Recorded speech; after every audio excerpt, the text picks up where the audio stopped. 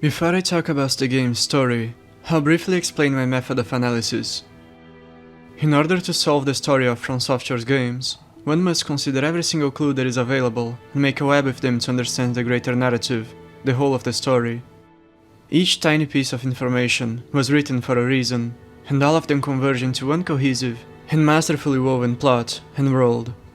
It may be more useful to think of Dark Souls as a book trilogy, with each book containing an integral part of a unified story, than as, say, a quirky Japanese world-building project.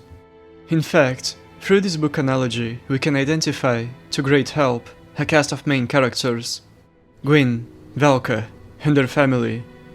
The whole of the plot is shaped around their actions, and each of them has a background, a character arc, and a meaningful death. But going back to what I've said before, one must take every clue into account. And by that, I don't just mean the game's script, as in item descriptions and dialogue. Think of, say, a Kubrick movie. Every single detail of a shot may be significant. Mysteries are, quite often, introduced to us through text, not solved by it.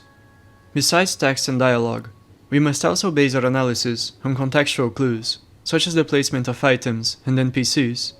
The visuals, such as character designs and architecture, external references to real-world history, mythology, esoterica, religion, and literature, the symbols and crests, and even the colors of things, the names of characters. I can confirm that each of them was chosen deliberately and contains meaning. Miyazaki's, and From Software's writing patterns and preferences, the themes that are written into the story, the literary aspects of it, such as character arcs and parallels, narrative build-ups and payoffs, the soundtrack, its motifs, game mechanics, and so on. It's also important to note that the item descriptions, and even narration, are written from the point of view of in-universe persons, meaning that what is often expressed is shrouded in propaganda and myth. In the first episode of the series, I explained, for example, that the opening cinematic of the first game presents the events of the Dragon War, out of chronological order, which, in universe, was how the tale was told, to portray Gwyn as a protagonist. For another example, in the second episode, I explained that the so-called deities of Drangleic are, in reality, notable figures from history, whose tales and character were distorted with the passage of time. Kirk became known, in the New World, as Kriemhild, the god of struggle. Evelana is but Faris, a woman who disguised herself as a man to join Gwyn's army. Galeb, the god of disease, is a facet of Nito. Kaita, the goddess of tears, is a facet of Velka, and Naralma is a distortion of her. Quayla is Gwyndolin, etc. Dark Souls does have a concrete narrative, and is not ultimately subjective at all. There is one correct way of interpreting the narrative. Think of it as a murder case. That is, exactly, one true sequence of events that happened. The material truth doesn't bend to interpretation or opinion. But almost no murder is caught on camera from start to finish. To find the killer, and sometimes even identify the victim, detectives must hunt for clues, such as blood splatter, DNA, fingerprints, footprints, the murder weapon, fibers, phone records, and so on. They might get some pieces wrong at first, and others right, but there was only one real chain of events. Not all theories are valid, and many can be ruled out once the facts are checked carefully.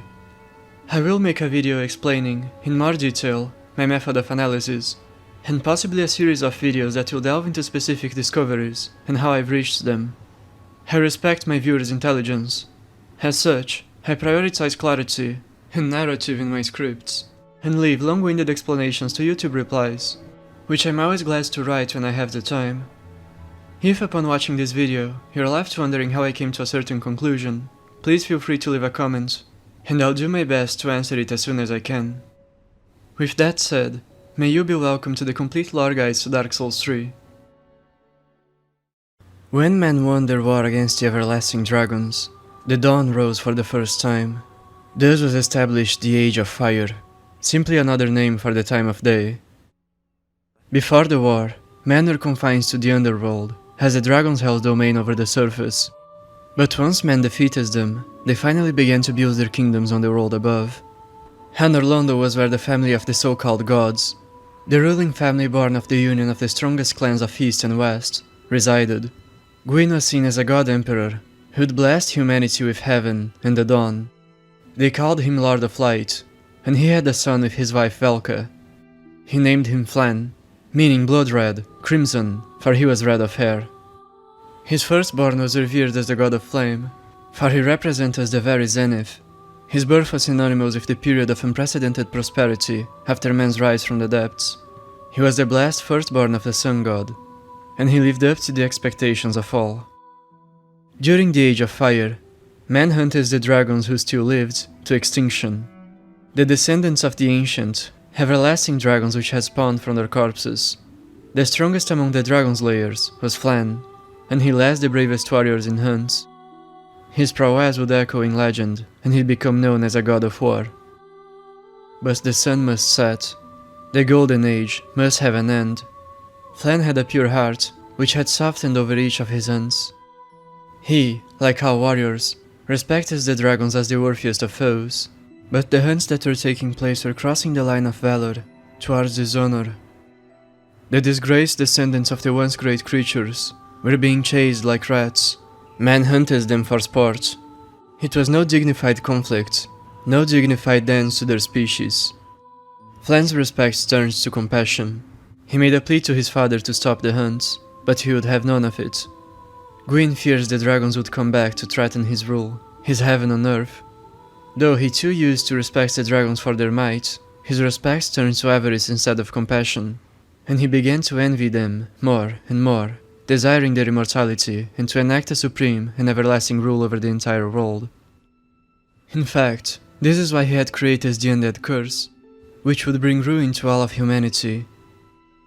In response to his son's rebellion, Gwyn banished him from under Londo, from the world of man, and declared him a traitor. All statues of him were destroyed, and his name was to be erased from history, its utterance forbidden.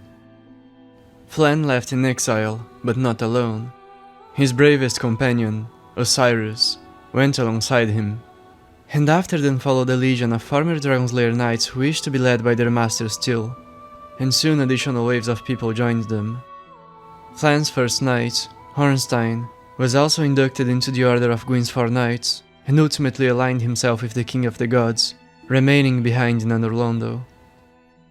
Flann's band of exiles would embark on a journey into the unknown.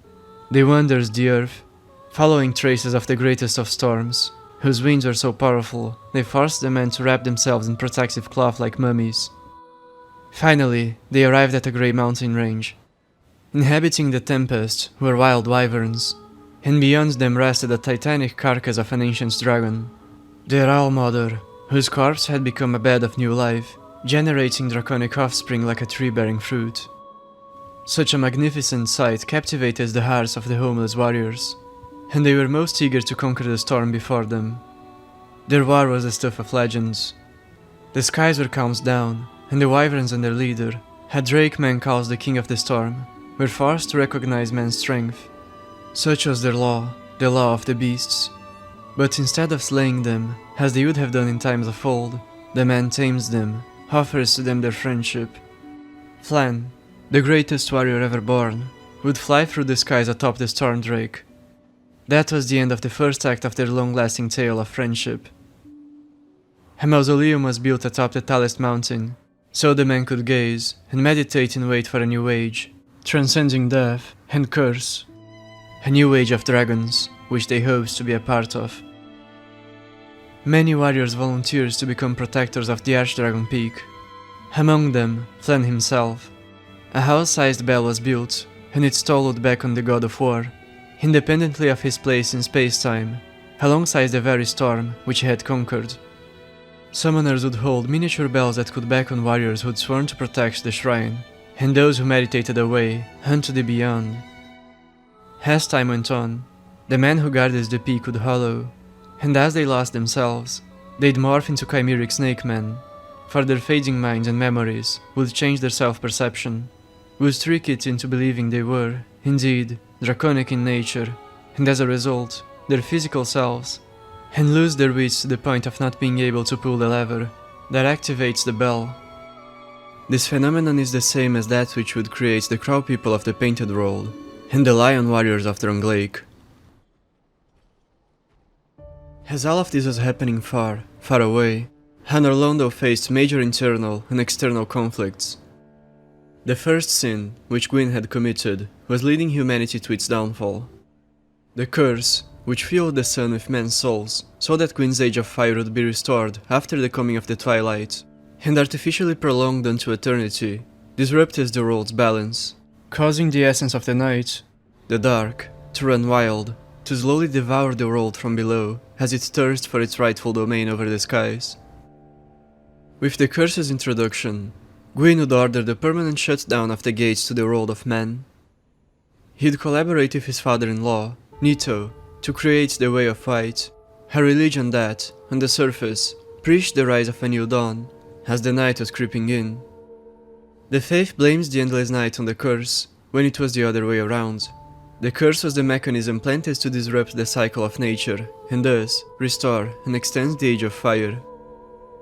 Nito, who operated under his divine alias, Father Lloyd, had much to gain from this, for the Way of White presented inquisitions against the so-called agents of the dark, that is, the accursed, as the solution to man's plight. And so had Gwyn, for he wished the curse to be spread to the masses, and it spread through death, as man naturally absorbs the accursed sparks of contaminated souls. Nito's agents, the paladins of the Way of White, piled undead corpses and lit them on fire, in residential areas, creating accursed bonfires that spread plague to the citizens of the Middle-earth. The Maidens of the Faith, who resurrected the dead through the accursed sparks they carried, as well as its paladins, who led raids against the meek, were wolves in sheep's clothing, Lloyd was a false prophet. And thus, the lower realm was falling prey to the curse, and the four kings of New Londo, the capital of Carim, were tempted by Cath and surrendered to the abyss.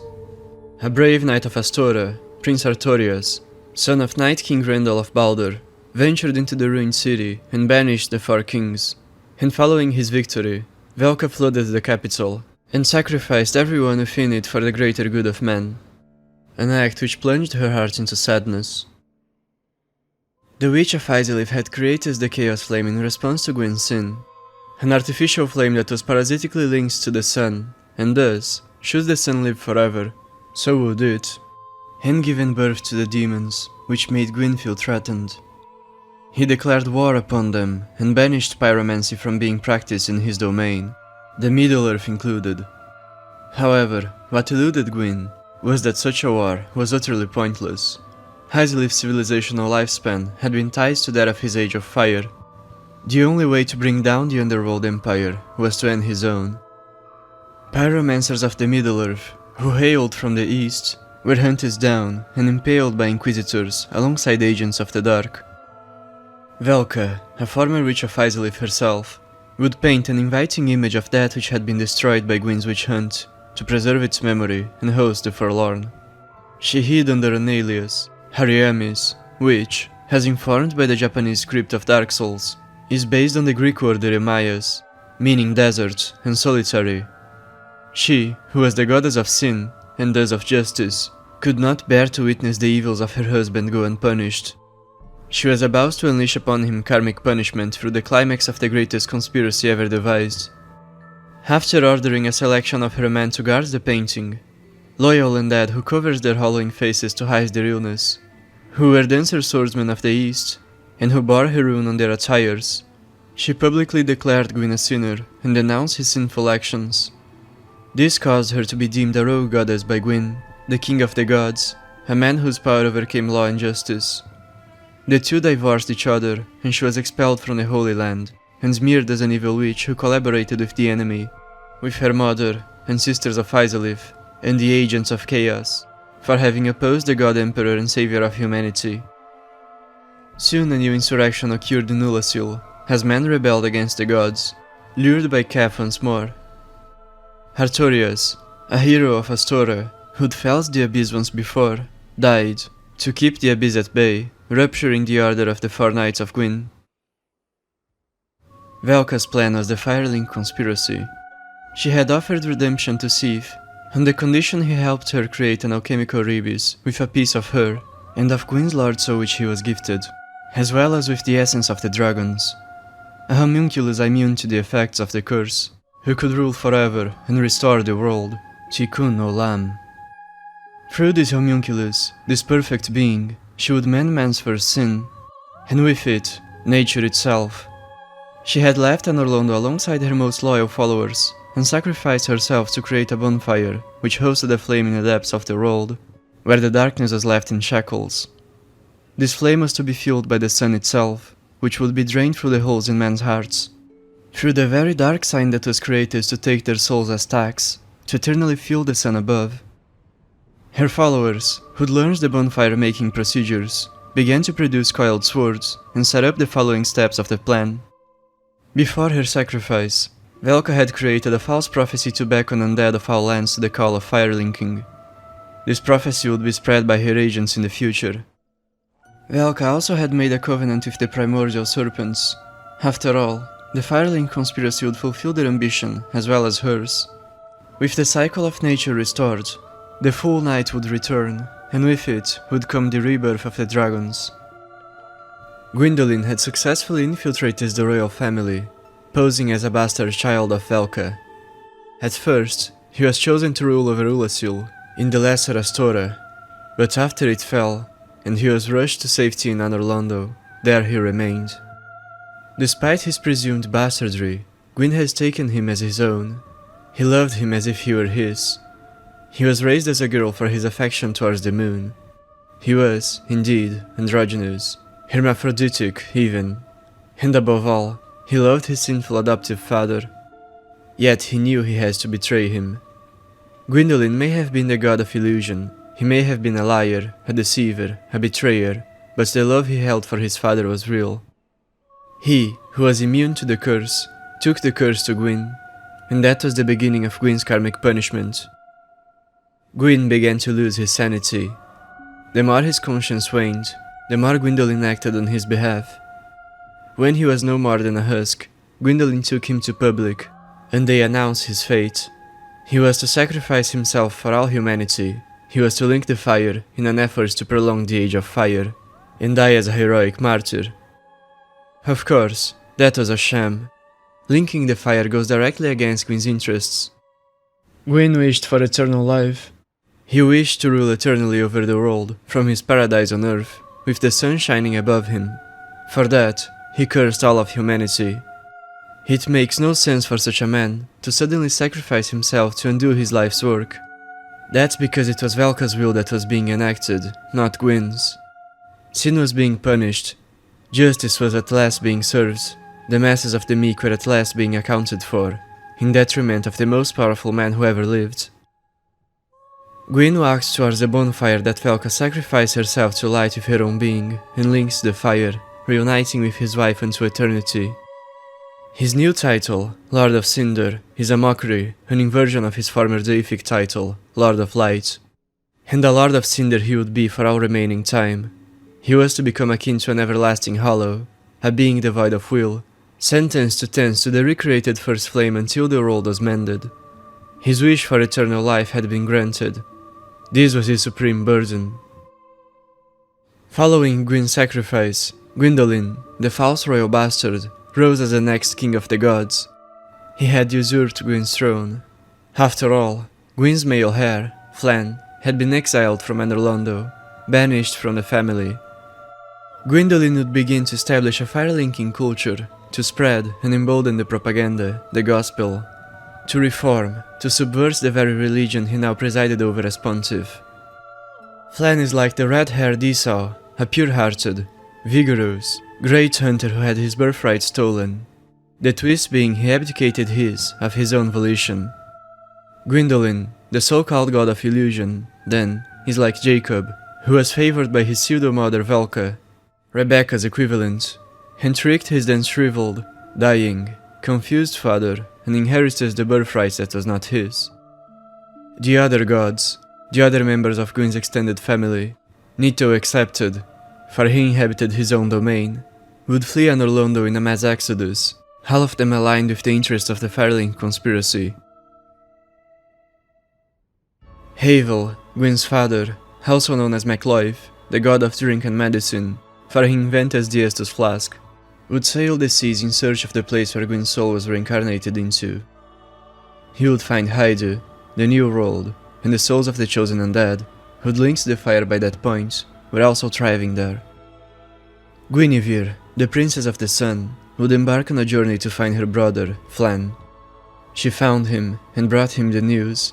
She explains to him what Velka has done, and that the dragons would one day return. Together, the two traveled back to where they had come from, and there they would create a kingdom of their own. Upon the ruins of Lordran, a kingdom where men and dragons would coexist in peace, a kingdom of Firelinkers. And this was the story of Lothric's foundation. Flann would marry his sister Guinevere and become Lothric's first king. Though they were brother and sister, they needed to preserve the bloodline of the God Emperor, which would ensure their heirs were placed atop the hierarchy, maintaining the family's divine status. Flann's crest was a great, golden bird gazing at the heavens. It represented the rebirth of a divine empire as a phoenix. Flann's band of former dragon slayers would become the first of Lothric's knights. They were the strongest among all men, and so, to ensure the next generations of knights were worthy of joining their ranks, a trial of strength was designed to serve as a filter. The test which Lothric's aspiring knights had to perform was taming a wyvern. They embarked on a pilgrimage to Irithyll, where they could gaze at the distant mountaintops, and there they sat and meditated until they could hear the bells call, at which point they were at last summoned to the Archdragon peak, which stood at the wyvern's territory. The warriors would cross the great iron gate and meet the beast face to face. If they managed to evade its breath of fire, its bites, and stomps, they'd be challenged by an obstacle course filled with the shrine's guardians, the Serpent Men, and should they succeed, they'd jump atop the wyvern's head from a vantage point and ride it. The test of aspiring knights of Lothric parallels the ancient challenge which warriors of the past undertook in the hopes of ascending to the ranks of Gwyn's Silver Knights, the great trial of Sen's Fortress. Only that test was a sham, designed by Sith to capture undead to use in his experiments. No undead was to be allowed into the world of men. After completing the physical trial, one had to perform a vow of self-sacrifice, a bloodletting ritual. The ceremony represented their promise towards safeguarding and prolonging firelinking, the supreme ideal of Lothric. And after the establishment of that sacred oath, the man was ordained a knight. That was Lothric's first pillar. Oceiro, Flann's most loyal subordinate, who, unlike Ornstein, had chosen to be exiled alongside his master and war companion, would become Lothric's Archmaster of Arms. The knights would adopt his techniques. They'd bash their shields and perform devastating, stance-breaking swipe attacks against their enemies, and would inherit the poise of their superior. Steadfastness would become a mark of theirs. Velka's followers would become Lothric's clergy, and just like those who'd accompanied Havel in his journey to the New World, they'd change her name and being to Kaita as to negate her reputation as a rogue, witch goddess. Kaita was the goddess of tears, the mother of the forlorn, who cared for the meek and empowered those who struggled. Statues of Velka were erected all throughout Lothric Castle, none of Gwyn alongside them. The Way of White had been thoroughly reformed, or rather, subverted, by Gwyndolin, who was now the chief of the gods, and its reforms would be carried to Lothric, which would become a brother to Londo, and its newly founded expansion, Irithyll. Adherents of the faith would pray for the journeying undead instead of hunting them as so-called agents of the dark. They'd preach firelinking to mend the world Gwyn had condemned through the first sin, though they still disguised the truth in lies and covered it in propaganda. Gwyn was gradually and subtly removed from preaching and prayer. Many of the priestesses of Lothric were former firekeepers, and for that reason, a tradition of trusting the words of the blind develops in the faith. This was Lothric's second pillar. Statues of the primordial serpents with angelic wings on their backs, which represented their ascension to dragonhood, that was caused by firelinking, as the cycle of day and night was forced to continue, were erected on the bridge that led to the royal chamber. The serpents were the counselors to clergy. Below Lothric and above Irithyll was their courtyard, the aptly named Courland, the domain of Oceiro, which his children would inherit in the distant future. It was the Middle Earth of Lothric, and much akin to its equivalent realm of the previous era. Courland was the land of the lesser nobility and of the common folk, and, like its parallel from the past, it was filled with crystal lizards. The earth was constantly shifting due to the effects of firelinking. Entire lands drifted away toward the converging point, the First Flame. Kingdoms which had been ruined by the Abyss literally fell. Thus, Londo, once the world's highest point, was now situated below, as most of the old world had been swallowed under it. Irithyll was a newly built equivalent to the world of men of times past, though, this time, it was reserved to each and every bastard of the royal family, to each and every man and woman who carries the blood of the gods in their hearts. And there were legions of them. They traveled, or were taken to their own promised land, where they could prosper below the waxing crescent moon, under the rule of Gwyndolin, whose heart of gold compelled him to love all bastards as if they were his brothers and sisters, as if they were his own children, just as Gwyn had loved him, as if he were his own child. Be it out of guilt and penance for his betrayal against his adoptive father, who he loved so profoundly, or be it because Gwyndolin had inherited that value of unconditional fatherly love from Gwyn, or be it from a mixture of factors. The new king of the gods ensured that every forlorn, destitute kin of his had a place to call home, and that was in accordance with Velka's characterization as well, for she was mother to all who craved belonging. Before Irithyll had begun its construction, however, Ornstein, a man who was once Flann's right hand, had become disillusioned with the choice he'd made.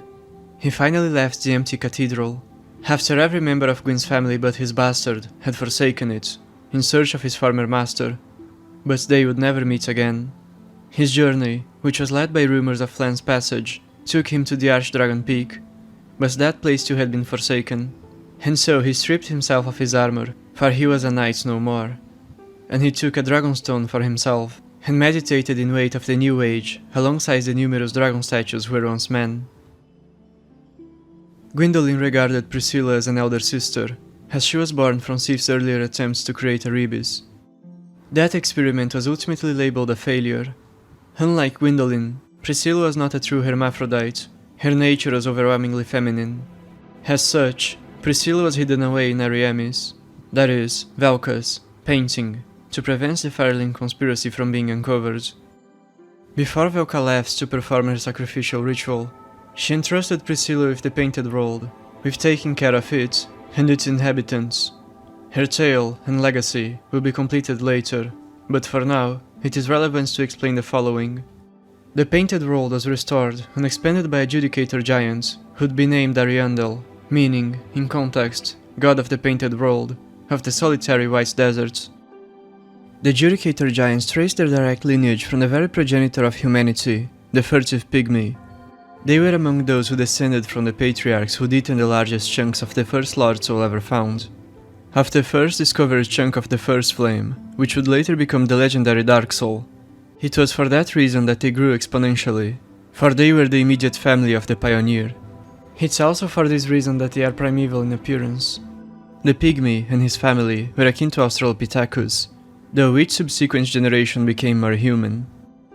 Nito and the Witch of Izalith were descendants of them who married each other, and produced the Daughters of Chaos, Velka being among them. In the distant future, those primeval, gigantic, early humans became servants of the gods, of Gwyn's extended family. They were considered of a lower caste for their primitiveness, and distant blood tie to Gwyn, the central figure, and top of the hierarchical pyramid. Ariandel was such a servant. He decided to follow Velka, even after she was declared rogue and smeared as a witch. He would dedicate his life to restoring the painted world, which his master had created. Ariamis was a microcosmic world, but a world nonetheless, and a living thing, and as such, was subject to the cycles of nature, to the cycle of life and death. Though it was cold and dark, a fire would eventually rise within it, and burn it to ash, a death like any other. To prevent the painting's demise, that ember was sealed within an emerald container, emerald being the material most fit to store fire, a lord vessel. Ariandel would then flagellate his own skin to fill the vessel with his blood to appease the flame. Though a god of his world, one who wished to artificially extend its lifetime, he was Gwyn's inverse parallel, a martyr who sacrificed himself, his own flesh, for the preservation of his world. As his life faded away, as his very self waned, his hollowing vessel would be filled with his devotion to Velka, and he would morph into a Corvian. Corvians are Velka's followers who, upon hollowing and losing their identities, has their fading memories, their rotting minds, twist their own self-perception into believing, literally, they were Velka's crows, which, in turn, reshapes their physical selves, just like the first generation of crow people. In this constantly repaired painting lived a gradually increasing number of people who'd lost their homes. A large portion of the population consisted of crestfallen women from the ruined Middle-earth. These crestfallen women had been pregnant with royal bastards. They'd managed to seduce, or had fallen in love with the very gods. Some hoped to ascend to the world of man, or perhaps to honor Londo itself, but in the end, they lost it all. One such mother gave birth to a boy she'd named Sulyvahn inside the painting. This boy proved himself a gifted scholar. He studied and studied within the painting's library, in the presence of a statue of Velka. It was all he occupied his time doing. The story of the outside world fascinated him. He'd also developed his own branch of sorcery, cold sorceries that reflected the painting's climate, its frigid nature. To him, it was no home. And indeed, the world was designed and kept to provide a much-needed eternal rest to those who yearned for it. It was like a living, livid cemetery. Its inhabitants were like buried corpses left to rot in peace in a safe tomb, free from persecution and defilement, and all other dangers of the external world. Sulyvahn was the opposite of them. He was an ambitious, curious young man. Luckily for him, those with royal blood had a place in the outside world. They had a place in Irithyll. And so he left his depressed mother behind and fled from his birthland. His mother would never recover from her final loss. Sulyvahn was the only thing she had. Like many other grieving women of the painting, she'd gradually turn into a tree. The tree women of the painting still desire their children's embrace. Whenever a stranger comes to them, they take them in their arms, thinking they must be their missing child. The fires their branches light are naturally attractors to all the living. Lothric had been at war with the world since its foundation. Ruined nations from all directions drifted toward its shores, and its warriors had to contend with numerous adversaries. But Lothric's king was the god of war himself. Every threat was subdued by the mighty and disciplined knights and their king. The homeless men of the once great nations they defeated would be offered assimilation into Lothric. The exodus of lands turned Flann's kingdom into the Earth's epicenter. Most notably, warriors of the New World arrived in mass at Lothric's borders. Men of legendary kingdoms such as Farron, Halkan, Mira, and Drangleic. A lion knight of Farron was able to meet the god his people worshipped, and joined Lothric's forces. A mercenary band composed of former knights of Vendrick were hired by Gwyndolin to serve as under Londo's defenses.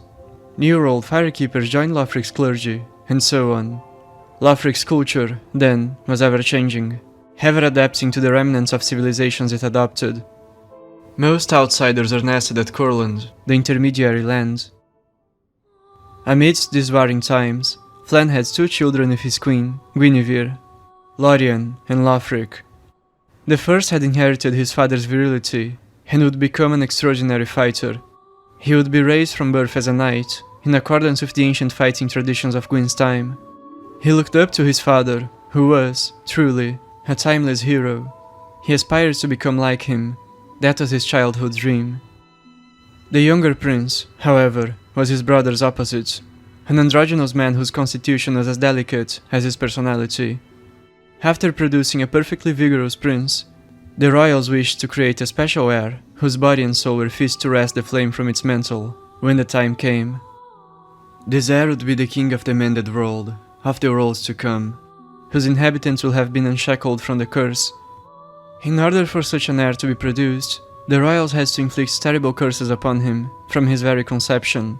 That is, the queen herself has to be touched by sigils of the dark, in a ghastly ritual, to give birth to an accursed child. The darker the curse, the greater the hole in one's heart, and the usurper of the flame must be the hollowest man of all, whose inner void is enough to hold what will be left of the sun. This burden turned the younger prince into a moody, depressed man, and the black ceremonial robes he was dressed in as an infant were never to leave his body.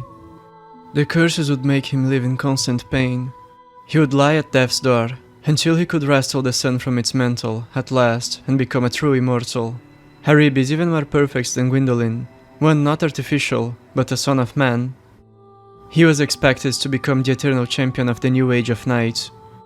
His name, Lothric, was deeply symbolic of the occult, abhorrent core of his kingdom. As his brother personified Lothric's glory, he personified Lothric's shadow, the ugly truth which was kept hidden from the masses by its cabal. After conceiving Lothric, Flann would leave his throne behind, never to return. He too could feel the weight of the curse. His mission had been accomplished. He'd acted as the god of war legend had made him to be. Mounted on his Stormdrake, he had conquered nearly every nation of the world.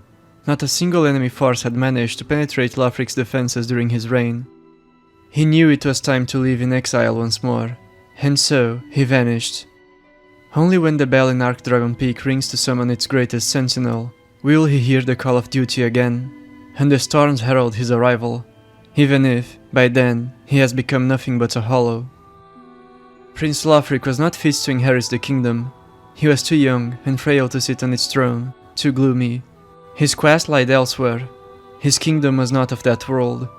He'd been raised fatherless and had no role model to look up to. Thus, Oceiro, Courland's ruler, showed himself to fill that position. He would marry Guinevere and ascend to the throne. Oceiro's firstborn with Guinevere was Gundyr, and he was cherished for his incredible vitality. The future seemed bright, though it would be anything but. Oceiro's rise and the birth of his vigorous son would mark the end of Lothric's golden age. Lothric's plan was as follows. Oceiro and Guinevere would have 4 sons. Each of them would be tasked to link the fire. Their efforts would drain and weaken the sun in preparation for the usurpation. Prince Lothric was to become the last Lord of Cinder. Upon his linking of the fire, he strapped it within himself, at last filling his darkness with light, becoming whole and attaining true immortality. As a perfected Rebis, a true hermaphrodite, one made fertile upon his liberation from darkness, Lothric was expected to take Lorian as a consort, to ensure the proliferation of the royal lineage, and they would shepherd men into the night, waiting for the new dawn. A new Firelink shrine was built at Courland's edge, and in it 5 thrones were erected, one for each prince of Courland, and one for Lothric above the rest. The ideal future had been written, man only needed to follow its course. But that future would never come to be.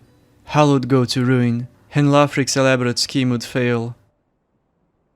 After leaving Ariandel, Sulyvahn, in the prime of his youth, journeyed through the lands to learn about the outside world that was so foreign to him, which he knew only through books and legend. His accumulated knowledge, paired with his gifted intellect, would make him privy to the most dangerous of all secrets. Following his coming to Irithyll, and his discovery of its moon-worshipping nobles, he'd visit Courland's underground capital, and there witness the profaned flame, a supreme fire at the world's bosom, and its worship. Something was wrong. Had not Gwyn's sacrifice, and the countless sacrifices of the man who'd inherited his will, served to quell the night, to embolden the sun above? Why are those nobles worshipping the very night Gwyn wished to avert with all his being? An epiphany came to him. Indeed, the flame had been profaned, the sun had been killed, and Gwyndolin, Gwyn's successor, the second king of the gods, was the murderer. He was a bastard child who usurped the throne of his father. He was the one who put an end to the glorious age of fire. Thus, Sulyvahn learned of the Firelink conspiracy, and became possessed by the spirit of justice. He would avenge his father Gwyn. He had no desire to inherit the world.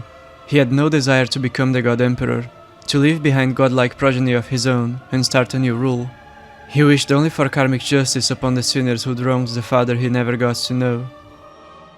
Though Gwyndolin was wholly devoted to his duty, there was nothing he wished more than to see his father again, and Sulyvahn, being Gwyn's bastard son, fell into Gwyndolin's good graces immediately. Gwyndolin was the most solitary man in the world, and lived a double life.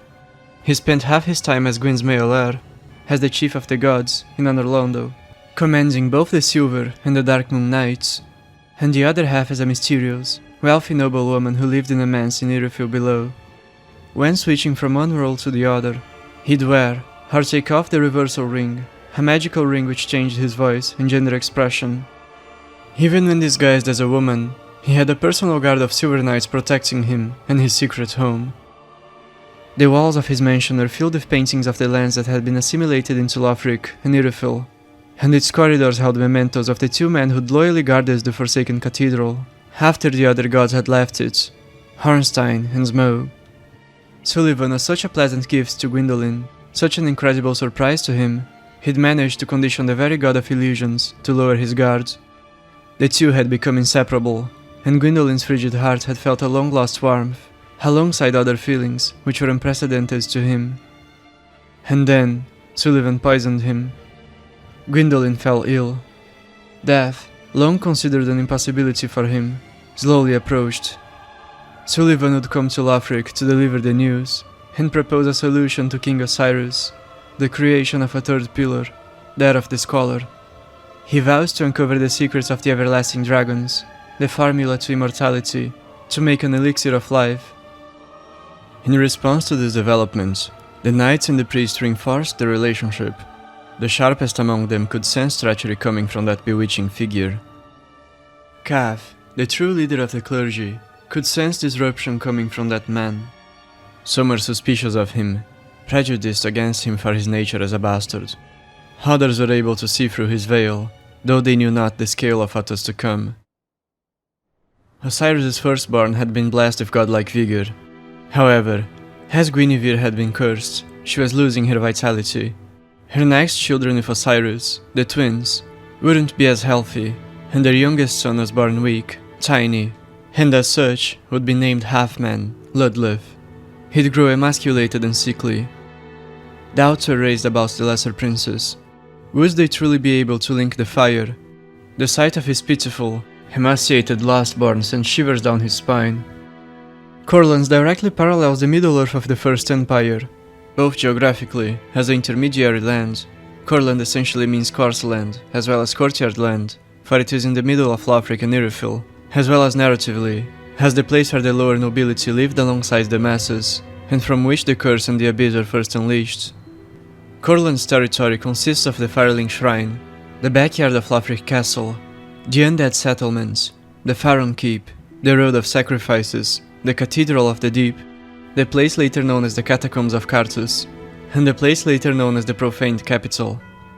Courland's main symbol is the square, which represents the four corners of the earth. It is, of course, a reference, a continuation of the legacy of the four kings. Gundyr was Osiris' firstborn. He shares much in common with Gwyn's firstborn, Flann. He is tall, strong, and like the original ancient dragons, emblematic of the raw build. In his prime, he could briefly summon powerful, stormy winds with stomps, similar to Flann, who could, additionally, conjure lightning, and fought with his body as much as with a weapon. He presided over the south, ruled from the place later known as the Profaned Capital. He was seen as a champion in the making, especially fit to link the fire, a boy born with extraordinary vigor. The territory he presided over was based upon two opposite city-states. Vinheim, the ancient province of what had once been the world of man, home of the greatest scholars of the past, and Katarina, the home of the simple-minded, but joyful, partying warriors. Though due to migration from the New World, it had also been strongly influenced by Volgan, the capital of the country Alkan, formerly Havel's territory, known for its greed and wealth, which, before the Iron King's downfall, was a beacon of Velka worship in its original continent, and by Ilium Lois, a kingdom once part of Forosa, known for its warrior culture, and by Drang Lake, whose clergy would gain prominence in Courland, and whose disbanded army would become a defensive unit of Irithyll. A band of heretical Sisters of the Dark, descendants of the oracles that had seduced and corrupted kings of the New World, would also make their home in the capital. Despite the dangerous reaction of the first flame, their nature as fragments of the abyss triggered, for like inverse poles, one was attracted to the other. The Lord Vessel which holds a portion of the first flame, which was increasingly emboldened by firelinking, is akin to a reproduction of similar structures from Volgan. The men who'd come from Alkan were golem makers, and had applied their arts to create lava-fueled, gargoyle-like golems to defend their capital. Gundyr was given a chain that would not only bind him to his duty, symbolically, but also ferment within him a covetous nature. Magic chains, then called Chains of the Embedded, were given to greedy undead, that is, to cannibals and thieves, who'd been imprisoned in Ilium Lois. They emboldened their desires and caused them to eat more and more of their kin, until only the strongest among them survived, his fellow prisoners having been devoured. By that point, the greedy undead had become an obscenely strong dragon-like monster, a covetous demon, and a knight in training would slay them in a ritualistic procedure to prove his worth. This ritual was inspired by the tales of dragon slaying of ancient times. Just like before, those who proved their might in battle against the dragons were ordained knights. Back to Gundyr, he was both the knight and the dragon in one. He was a champion, the heroic warrior who'd link the fire, sacrificing his powerful soul, but also the dragon, as he had to covet in order to strengthen his soul so that it could feast the fire. The halberd that was given to him, also a symbol of his duty and eternal service, for it is said to never break, was modeled after the coiled sword of the bonfires, and its ability to break poise is emblematic of the storm, of the raw power of the ancient dragons. It parallels, in a way, a weapon of the king that would succeed Gundyr. Gundyr's design also references a character from Demon Souls, Old King Doran, a barbarian who defeated the dragons and became a king through might. This fact will be important to remember for later. Gundyr's mask doubles as a crown, and it depicts Velka with her concealing veil. The relation of Velka, the rogue, occult deity, and her followers is like that of the master manipulator and the simpleton, the same relationship the de facto rulers of Vogan had with their puppet ruler. The twins, later known as Crystal Sages, inherited the east, that is, Carim, and the west, that is, Arstor, now called Farron, a name meaning iron grey, whose origin lies in the great wolf who guarded Artorias' grave in ages past. However, both neglected their duties as landkeepers and hid themselves in the archives, ever studying sorcery and the secrets of eternal life, following in the footsteps of Sif and Big Hat Logan. They served as spiritual guides to all scholars and would become very close to Sulyvahn, the first scholar himself. To fill the void left by the twins, each territory was given to an organization. The east was given to the clergy of the Way of White, who administered Courland's cathedral, and the west to the Undead Legion, an organization that was created by Sulyvahn to unite the common folk and sate their cravings for meaning. To both avoid the spread of the curse in the territory and advance the progress of Firelinking, the clergy of Carim, who ruled over the territory in the absence of its prince, would order the capture of those that were close to Hallowing, often the older, aged men and women. The suspected undead were jailed in vehicles and transported to the main cathedral through the Road of Sacrifices. As the name of the road through which they traveled implies, the undead were sent to their deaths, but it was no regular sacrifice. After all, the goal of the operation was to keep them from spreading their accursed sparks of soul through death, as well as to empower a Firelinker. They were beheaded by an executioner and eaten by a cleric named Lothric, whose original home was Irithyll. His sacred duty was dualistic, for he basked in filthy, sinful acts for the greater good. He had volunteered to take the place of the missing twin who had forsaken his duty. The clerics were taught a great tale to justify the repulsiveness of the cathedral, to ward away their own madness.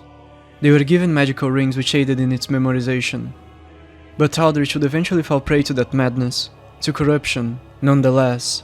He developed a taste for human flesh, and felt glorified in gorging on his fellow man. He ate so many men he contracted blight pus, like the greedy undead of the depths of Lordran. The more a man eats his own kin, the more he bloats, and eventually he dissolves into sludge. Still, Lothric abided by his quest, and when the time came, when he had become sufficiently strong, when his soul was enough to feed the flame, he became a martyr, a lord of cinder, by linking the fire. A godly beam of light came down from the heavens, and burns the cathedral to a crisp, incinerating all men that are inside it. Their remains would form lakes of heavy, polluted fluids within the building. Lothrich's deliberate role was hidden by the faith, as to not scare the masses with their terrible practices, and when his end was near, they claimed to have imprisoned him in the cathedral to force upon him his sacrifice in Firelinking as punishment for his actions, which they denounced as misdeeds. Their ploy had been covered up, and Lothric would from then on be called Saint of the Deep, for he turned his sinfulness into the most pristine of blessings, that of Firelinking. And that was the tale of how the flame was first linked in Lothric. With Aldrich's absence, a new mechanism has to be employed to keep the curse from spreading in the east. Executioners would decapitate undead, and their bodies were buried in the church's graveyard. Servants of the church were appointed as gravekeepers.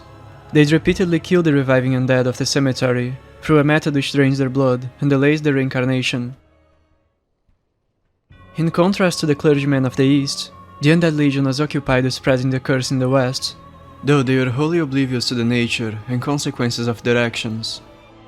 Sulyvahn was born and raised in the Painted World. There he learned of the dark raves that had been converted into honorable warriors, who instead of assaulting the lands and pillaging the humanity of their kin, spreading curse and abyssal corruption, chose to duel amongst themselves until the end of time, thus allowing their dark signs to end with them. They fought in the painting's arena, and summoned each other for duels, through red soapstone signs. Upon reviving from the curse, they dueled until they faded away for good. The resulting champion, who ended their spawn by winning endless battles, was a relentless warrior who wielded the Valor Heart, a pair of gladius and shield which bore the face of a lion. This champion had asked his page, once a crestfallen warrior who'd been driven away from his home, New Londo, but had found in him a new purpose, and in the painting, a new home, to finish him once he won every duel, and lost his mind in the end of it all. The champion had also earned the friendship of a great wolf, a beast he conquered with his strength, honor, and valor. The great wolf would aid in his quest, which was to end the spawn of the abyss, to send the corrupted knights of New Londo, the Dark Raves, his own brethren, to a peaceful rest, by hunting down the dishonorable who deserted the arena with his pack. At last, the champion had fulfilled his duty, and after besting countless foes countless times, he had no reason to go on living, and with his loss of purpose, his mind, his sense of self vanished. And then the page ended his master, and buried his remains below the arena, alongside the bones of the honorable duelists who'd perished before him. Their burials had made the frigid ground fertile, and a sea of flowers grew on it. The page and the great wolf would remain there to protect the grave of their former friend. Sulyvahn would come to the men of Farron with a proposal: the creation of a legion of undead warriors, whose purpose was to fight against the abyss. These men were most honorable, and venerated Artorius and his great wolf as legends, but they, much like their idol, were simple-minded, and entirely honest, and thus, easily manipulated. Sulyvahn had stealthily desecrated the grave of Sif, and transposed the great wolf's soul into blood. The forest hunters were no more, and there was no one left to guard the memorial. The men who joined the caravan were to partake in a ritual which consisted of drinking the blood of the great wolf from a chalice, like in a holy communion. They'd absorb Sif's essence, which also contained memories of Artorius, and from it, develop a unique fighting style, which imitated a wolf's hunt. They would disdain the use of shields, ironically going against the original fighting style of Artorius, who wielded a holy great shield in his right hand, and only discarded it in order to protect his companion from darkness. Hand of the Dark Rage champion, who wields the Valor Heart to attack and defend simultaneously. Sulyvahn gifted the Legion's supreme leader with a magical sword, a curved greatsword with a special power to restore the owner's vitality, and to empower him through consecutive hits, that is, through drawing blood as quickly as possible from his enemies. This gift was a trap. The sword would feed the inner beast of its master, with visions of endless battles and deaths, and call him to manifest them. The Undead Legion was influenced by a simplified and incomplete version of the tale of Artorius, by a subversion of the story of the Darkrave duelists, as told to its members by Sulyvahn, and by the legend of the Chosen Undead, which they would also go diametrically against. The caravan would roam the territory in search of any signs of exposure. They would not hesitate to bury even a kingdom, sending entire families or villages to ruin just from the faintest hint of corruption. Their reputation as dualistic, naive undead aspires to join them, to earn glory and fight for a greater purpose, while most others fears them deeply.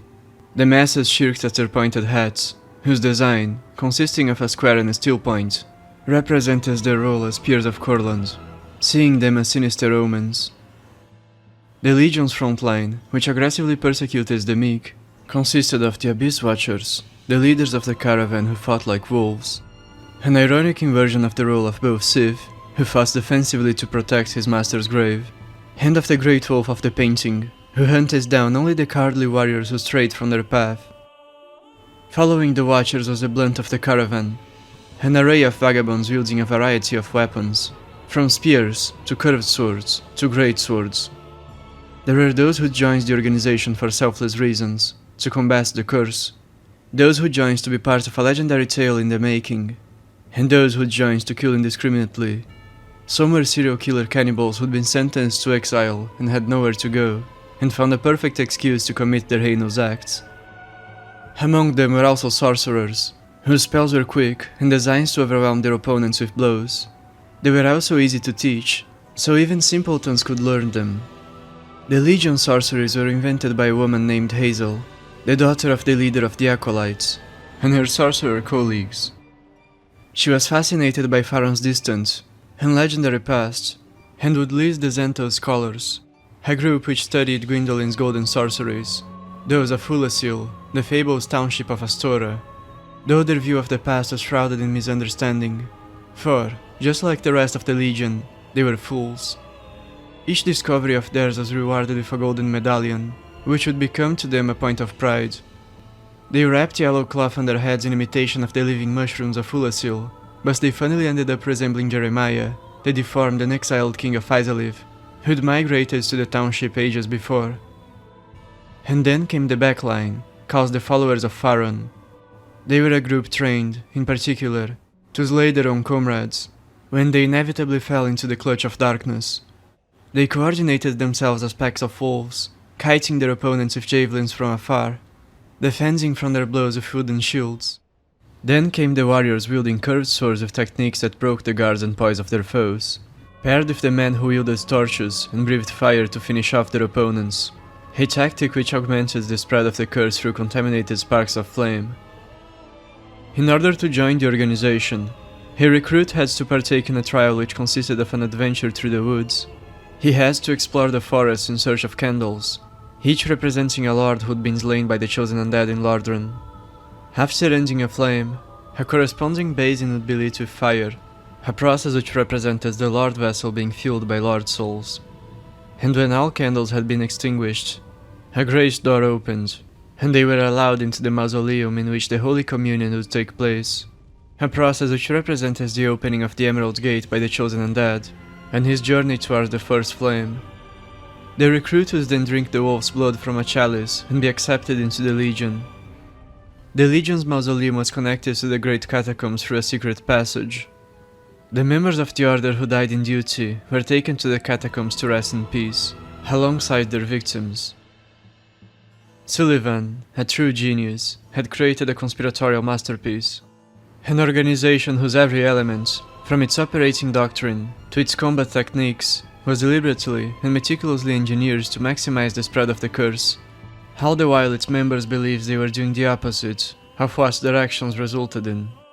Unbeknownst to the gullible fools, they were not fighting against the dark, but emboldening it. They themselves were the greatest agents of the dark, just as the Crusaders of the Way of White had been in times past, when it was chiefed by Gwyn and Nito, before the revolution brought by the Firelink conspiracy.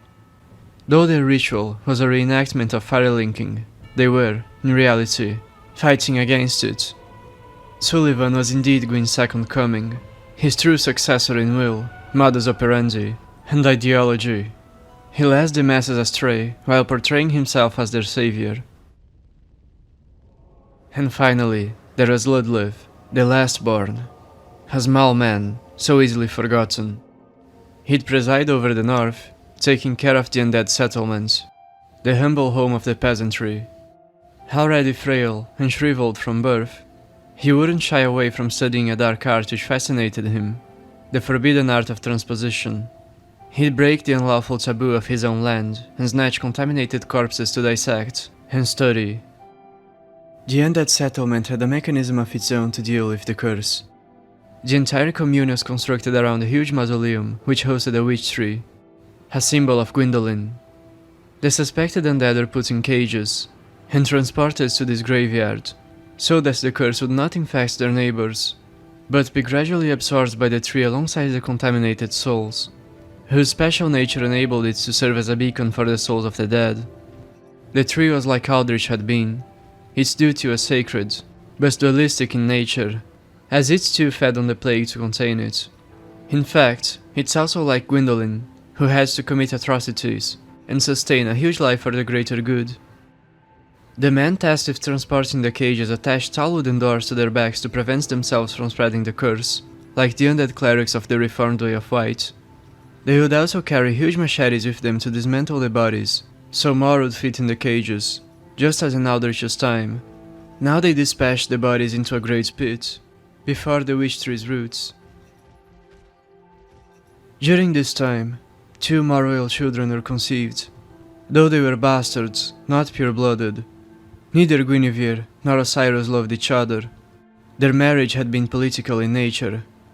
Gertrude, a daughter of Guinevere, and Kriemhild, a daughter of Oceiro. One would become her mother's holy maiden, and teach miracles to the knights of Lothric.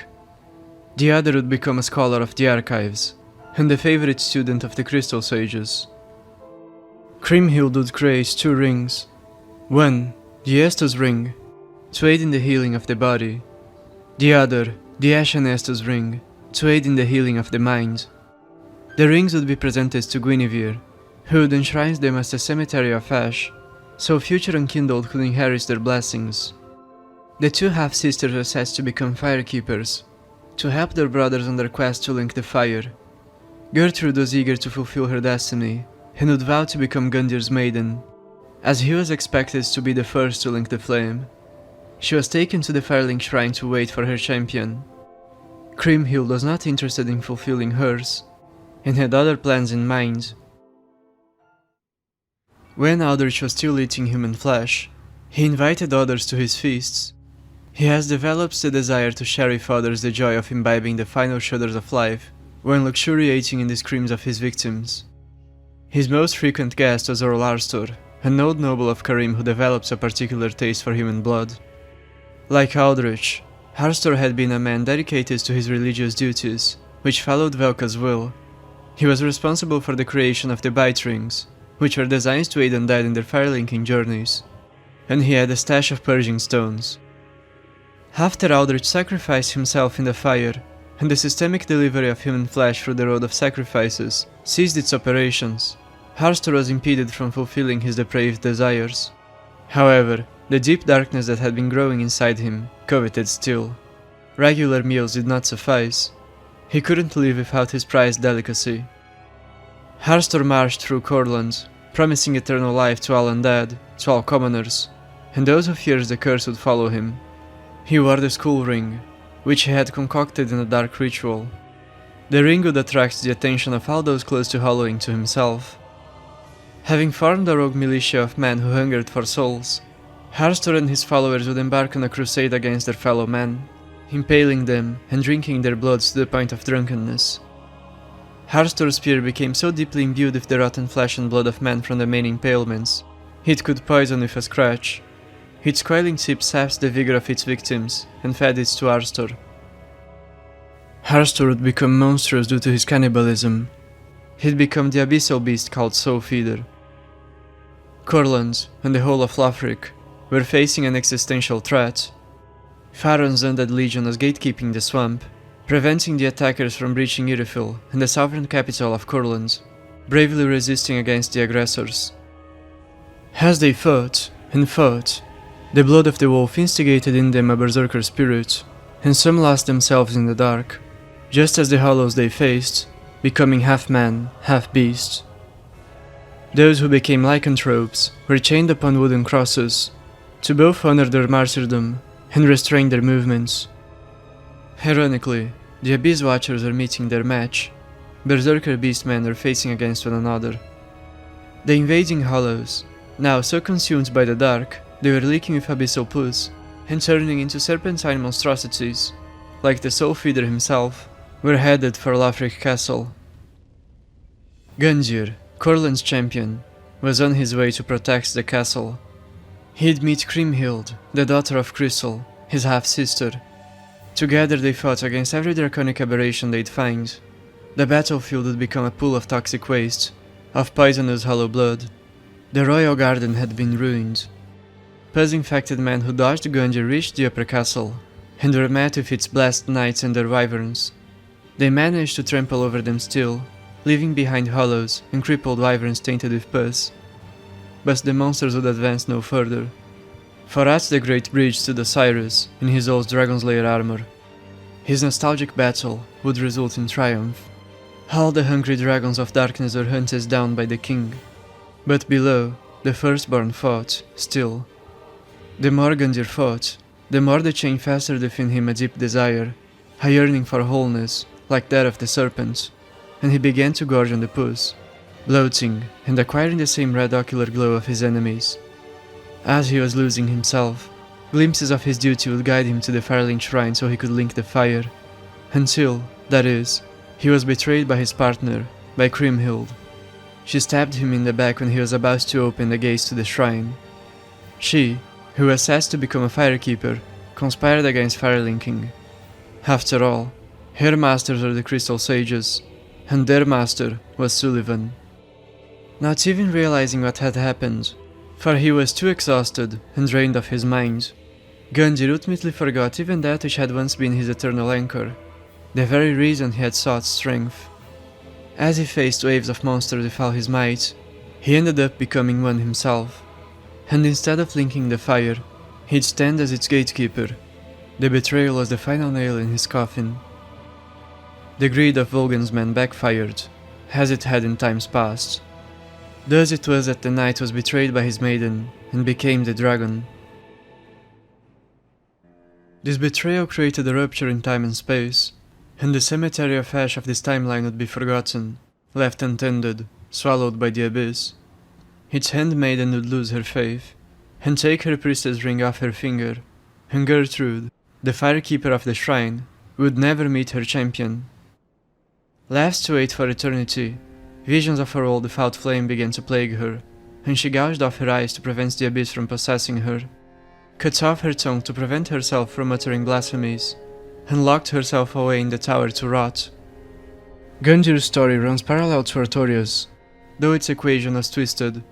As such, the handmaid of the Untended graves sells Artorias as set, and the backstab, the betrayal he suffered, is expressed by the presence of a hornet ring near the shrine's entrance.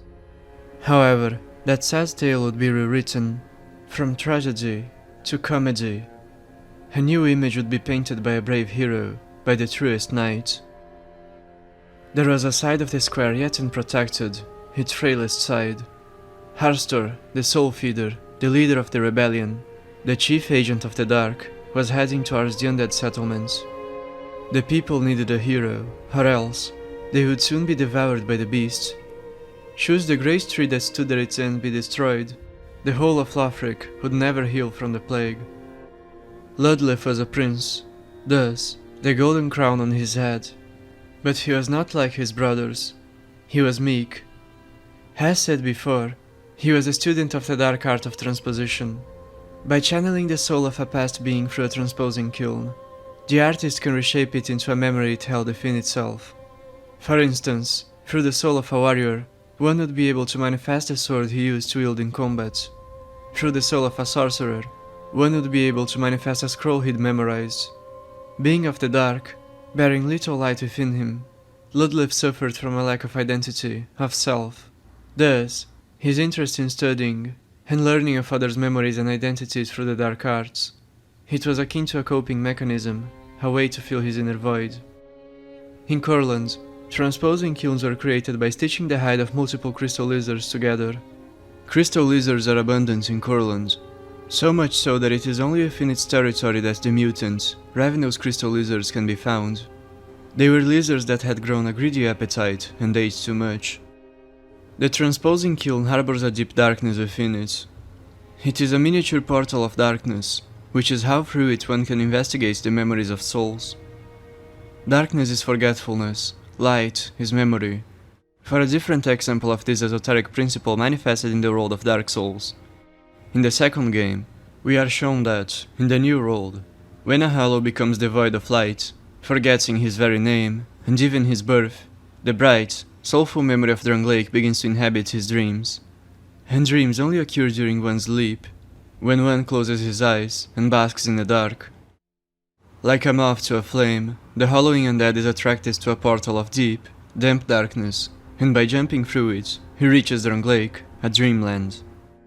This same mechanism is the force behind the transposing kilns. The artist must grab and insert a soul through a portal of darkness to access and distill a memory from it. However, transposition was deemed a taboo, for it requires one to harvest the souls of the deceased to perform it. Defiling graves and interacting with the dead would lead one to become infected with the curse, if the souls had been contaminated, and so, the art was declared forbidden. This is inspired by real-world history, as the church used to forbid men from dissecting and studying corpses and so on. Also, transposition was a dark art still, and the dark arts were universally considered taboo throughout the lands and times, and for good reason. So, the practitioners of the art were punished with exile, as they were a danger to their own land. Ludleth couldn't bear to witness his territory falling to ruin, but he knew better than anyone that he was no warrior. He was but a frail, weak, short man. He had no chance of slaying a monster, a dragon. That is, unless he committed a great sin, unless he defiles the grave of a great knight of times past, stole his soul, and transposed it to acquire his skills. He would be exposing himself as a hypocritical ruler, and be condemning himself to self-exile. Ludleth would disguise himself and sneak into the mausoleum, and search for the grave of such a man. But what he found there surprised him. It was no man, but a woman who has the fiercest soul. A knight of Mira, the harsh land known for its brave warriors that had been assimilated into the settlement, named Yhorm. Ludleth was transposed from the soul the gear Yhorm had worn in life. Fortunately for him, she too has to wear a mask to conceal her face. She used it to hide her hollowness, and he would wear it to conceal his identity. He'd wield her sword, which had cut through so many hollows it had become stronger against those close to the dark.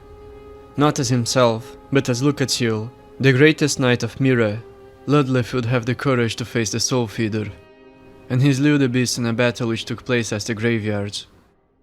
Immediately after defeating the Soul Feeder, Ludleth transposed a chunk of its soul into the skull ring to draw the attention of all monsters to himself, and burned its corpse. He went on to slay every remaining foe, protecting the people of the settlement from their covetous frenzy. He'd also been wearing the Silver Serpent Ring, which was multiplying the amount of souls he was absorbing. His strength was increasing exponentially. Followed by several common folk, who'd seen in him a hero, and were inspired by him to join the cause, and some who were hollowing, and were those attracted by the skull ring. He marched towards the edge of Courland, defeating hordes of monsters along the way. He was asked to go to the Firelink shrine. Upon crossing the cemetery of Ash, he found his eldest brother, Gundyr, standing before him, wholly taken by the dark. His last challenge would be defeating the strongest man in all of Courland. It was as though his brother was there to judge his worth in combat. Ludleth's name means half-man. He was born tiny and frail. Gundyr's name derives from Gunther, meaning warrior or war. Gunther is notably a warrior king from a Germanic epic, whose own sister, Kriemhild, beheads in the end. A day ago, it might have drawn laughter, the idea of the eldest and youngest brother at odds, but now, their battle may have echoed through legend if only there was anyone sane left to witness it. One of the brothers had fallen to the temptation of greed. Despite being so powerful, despite having such a wondrous body and soul, the other had resisted it, despite his pathetic, pale frame and soul. Each had an artifact that emboldens their desire, but only one fell prey to its influence. Upon defeating Gundyr, Ludleth pierced him with the coiled sword of a bonfire and headed for the shrine. Ludleth had passed his final trial. He threw away Yhorm's mask, hid away his serpent ring, rescued Gertrude from her tower, and Lynx the Fire, the first of the princes to do so, subverting the expectations of all, and he would be the last, and only of them. From the sun came down a beam of light, which burns the shrine to ash. Gundyr would become a judge to the next generations of Firelinkers who would come after Ludleth to the shrine. When the dawn rose, once more, in the distant future, and the bell rung to call the unkindled from their graves, he would test their worth in a trial of combat. Gertrude would return to Lothric mute and blind. Before proceeding with the timeline, some clarifications will be made. Ludleth was able to transpose an object from a soul without wasting it entirely. It explains why the witch tree was able to absorb Arstor's soul when a chunk of it had been used to make the skull ring. When the Ashen One hands him his own transposing kiln, which had been discarded and absorbed by the curse-rotted Greatwood, he comments on its damage, which is the explanation as to why he can't fully transpose the contents of the souls anymore. Only a single object can be extracted from its memories before it is lost to darkness. Arstor is inspired by Vlad, the Impaler, who also inspires Dracula and similar antichristic figures. He'd have become like a supreme pus of man in his soul feeder form. He would be the snake soul boss that was cut from Dark Souls 3. It is fitting that the two brothers who had to struggle against the greed of the serpent within themselves had, as their ultimate enemy, a literal serpent of darkness.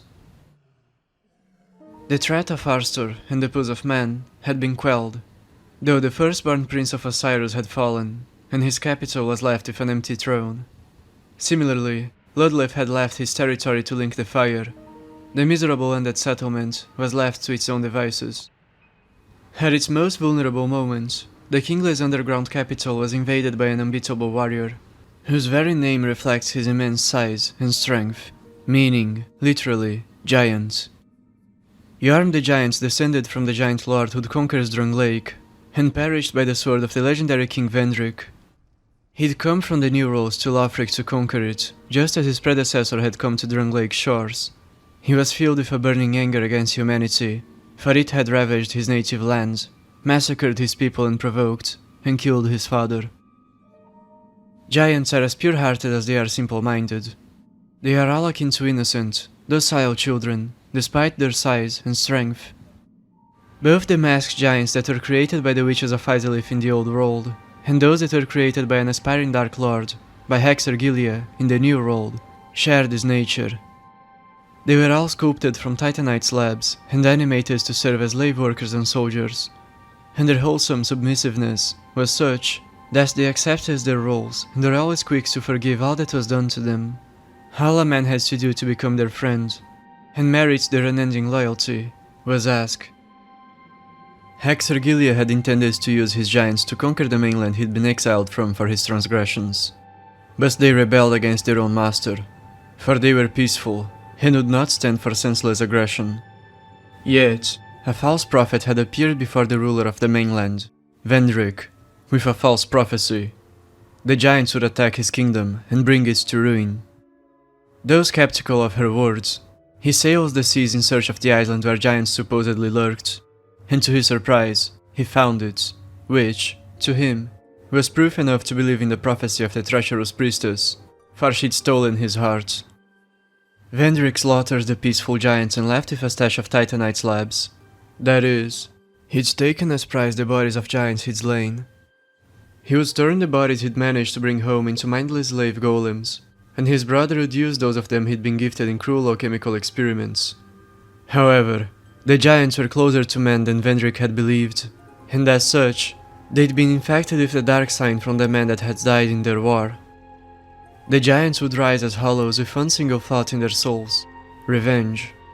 And so, the prophecy told by Nashandra had been willed into reality, and the undead giants invaded Drung Lake and brought it to ruin, in a never-ending war that resulted in both the Giant Lord and Vendrick being confined to dark pits, sentenced to hollow for eternity. That was the tale of Yhorm's ancestor, and his motivation for revenge. Yet, when he went to face the descendants of the men who'd fought against his ancestors, his expectations were shockingly subverted. They all bowed down to him in submission, and pleaded him to become their lord. And Yhorm forgave them, putting an end to the cycle of hatred, and accepted their request. He would act as their champion and protector, wielding a huge machete on his right hand, and a great shield on his left. Through a simple request, man had earned his undying loyalty and tireless service. Though Yhorm could see through their acts, giants, being so pure-hearted, can see deep into all creatures. They can feel the very essence of their souls through their flesh. They may be simple of mind, but they are never blind, not even if their faces are covered with iron masks, or if their helmets are sealed with resin. Yhorm's nobility was such that he knew his subjects feigned their praises, that they were false through and through, yet he chose to devote his life to them, nonetheless. The scholars, the leaders of the capital, had plans to use Yhorm as their asset, replacing Gundyr as their champion and Firelinker. He was the perfect substitute. In the capital, Yhorm would meet the daughters of the oracles that had sunken the new road into the abyss, the distant descendants of Manus, the accursed woman whose nature triggers the confined fire, and thus forced them to hide from it, while, at the same time, enticed them to live near it, like moths attracted to a flame. They had become the priestesses of the capital, and had been instructed in the tales of the gods, renouncing their want in favor of spiritual chastity. One of them in particular, their leader, Eleonora, had stolen Yhorm's heart. Though she never tried to seduce him, on the contrary, she was an exemplary nun. It was her sincerity, her true kindness that had conquered him. She was so honest and pure within a city of liars. Their relationship would be one restrained by their respective duties, one of platonic love. Yhorm would also meet the Knights of Katarina and share with a particular member of the Order an enduring friendship. Sigurd was like a brother to him. Their nature was almost one and the same. One day, they toasted their Sigbrows, and Yhorm made Sigurd promise him one thing, that if he were to falter on his duty, Sigurd would take him down. He requested the scholars, who studies the ancient dragons, and claims to be the successors of Logan of Vinheim, to forge a pair of magical swords, designed for one purpose alone, the Storm Rulers, whose power conjures the Dragon Storm, a wind powerful enough to bring even the mightiest giant to his knees. One was given to his people, so they could overthrow him should he fail as their king, and the other to Sigurd. Yhorm was truly the kindest and greatest ruler, even though his people were undeserving of him. The Undead settlement, now without a ruler, was being overrun by madness. The curse had a firm grasp over the territory after Arstor's rebellion. Its denizens faced an unprecedented epidemic of hollowness. They aged, and lost their sanity. One of them snapped. In his demented loneliness, he pondered a solution to man's plight. An epiphany hit him. To break the shackles of the gods, he'd pile up the vertebrae of his neighbors into mounds beneath the wish tree, so their souls would be freed from their decrepit, accursed bodies and joined as one great family, in a soothing paradise realm within the tree, a false heaven on earth that would alleviate the pain of the meek. And for that, he would become a serial killer and unleash a campaign of terror within the settlement. When he felt he was at the brink of collapse, he ended himself through seppuku, and left his weapon, the Bloodlust, as a gift to the Mound Maker who'd inherit his cause. Below the smoldering lake, the demons long discussed the fate of their species. They were a dying kind. They were sad to fade alongside the sun. But they had hope, for the tireless labor of a daughter of chaos bore fruit. The countless eggs she nurtured with humanity had hatched, and a new generation of demons rose. A war for survival was envisioned. The two princes vouched for such a war.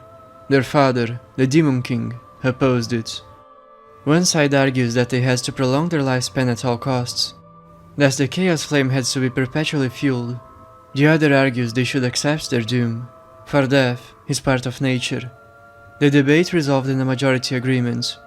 They would leave the underworld and challenge the rulers of the surface for supremacy. Displeased with this resolution, the Demon King left his kingdom.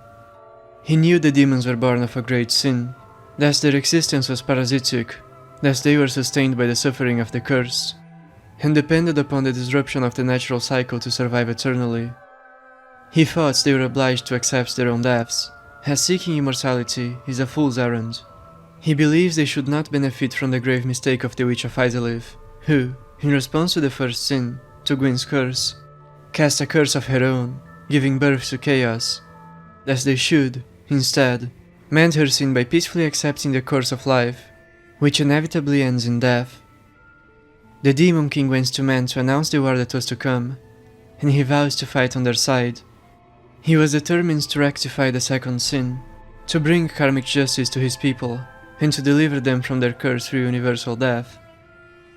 Men were quick to react to the news, and orchestrated a preventive counter-strike. The demons were not to leave their confines. They had to be stopped before they could invade the overworld. Scholars of Lothric engineered a giant-sized replica of the Evelyn, and built it atop the smoldering lake. It would shoot massive bolts upon the demons should they rise from their tunnels. The Demon King stationed himself as gatekeeper of the exit of his kingdom, determined to face each and every demon. The Black Knights were deployed to slay their ancient foes once more in a preemptive invasion of the demon ruins, and leading them was Lorian, the eldest prince, clad in black armor and wielding a weapon even greater in size and weight than theirs. He was the perfect figure to inspire their loyalty, a direct descendant of Gwyn, and a brave warrior who personified strength itself. They felt a warm nostalgia fighting beside him. Lorian managed to defeat, single-handedly, the two demon princes. In a final effort, they fused into a supreme creature, into a singular demon prince, becoming the most powerful demon who'd ever lived. Yet Lorian was stronger than the two combined. Their flames permanently scorched Lorian's sword, just as the flames of the demons had burned the armor and weapons of the then elite units of Silver Knights in the previous demon war, and the linking of the fire as well. The Demon King unleashed his twisted rage upon his former subjects. Scores of them fell before him, their deaths undignified, and befitting of a once great and refined culture. The king conjured flame sorceries that took the shape of rings of fire, like that of the Dark Sign. He summoned a storm of meteors that was like a rain of explosive, red tears. He smashed his foes with his great hammer, and when he was about to perish from his injuries, he began to channel energy for his final move. It burst into flames, releasing all the chaos that had remained within in an explosion that was truly like the wrath of a god. Drained of fire, crippled, and mortally wounded, he was granted the final moments to shed a farewell tear for his kin, and he turned to stone, though a spark of life would remain in him, even in his stasis. Some demons had successfully slipped away and penetrated the surface, and there they would be faced with Farron's Undead Legion. A violent battle would erupt in the woods. Men who fought like beasts were fighting beasts once more. The dead are countless. Corpses overwhelmed and reshaped the forest. The ground itself became a sea of poisonous hollow blood, its surface choked with mangled bodies of both man and demon. The leader of the Undead Legion became increasingly monstrous with each battle, and this would be his last. He had become a tireless, mindless berserker, and his mind fully gave in to the feral impulses. He was transformed into a dark beast, into a black dog. His sword, once held in his hands, was now between his teeth, and it too had become livid and bestial. Fur had grown on its blade. The wolf fighting technique had been perfected. Warriors of the Archdragon Peak came to men's aid and fought alongside them in Farron. A Havel Knight and his comrades died in a brutal fight against the last surviving stray demon, who'd stationed himself on the bridge that led to Lothric, becoming its gatekeeper. Another demon, a member of the royal family who'd managed to flee the battlefield, would roam the lands in search of prey, in an undignified manner, not unlike any wild beast. At last, the war was over. The Abyss Watchers, the frontliners of the Undead Legion, crawled to their mausoleum one final time, and there they linked the fire. A godly beam of light came down from the heavens and burned the region to a crisp. The wolf blood dried up, and Farron was consumed by a festering wood. Ironically, the last prey of the Abyss Watchers, the demons, were not outwardly of the dark, but of the fire.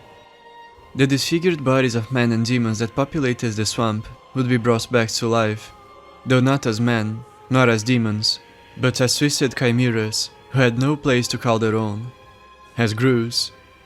Their minds could faintly recall memories of former lives. Some instinctually returned to the demon ruins.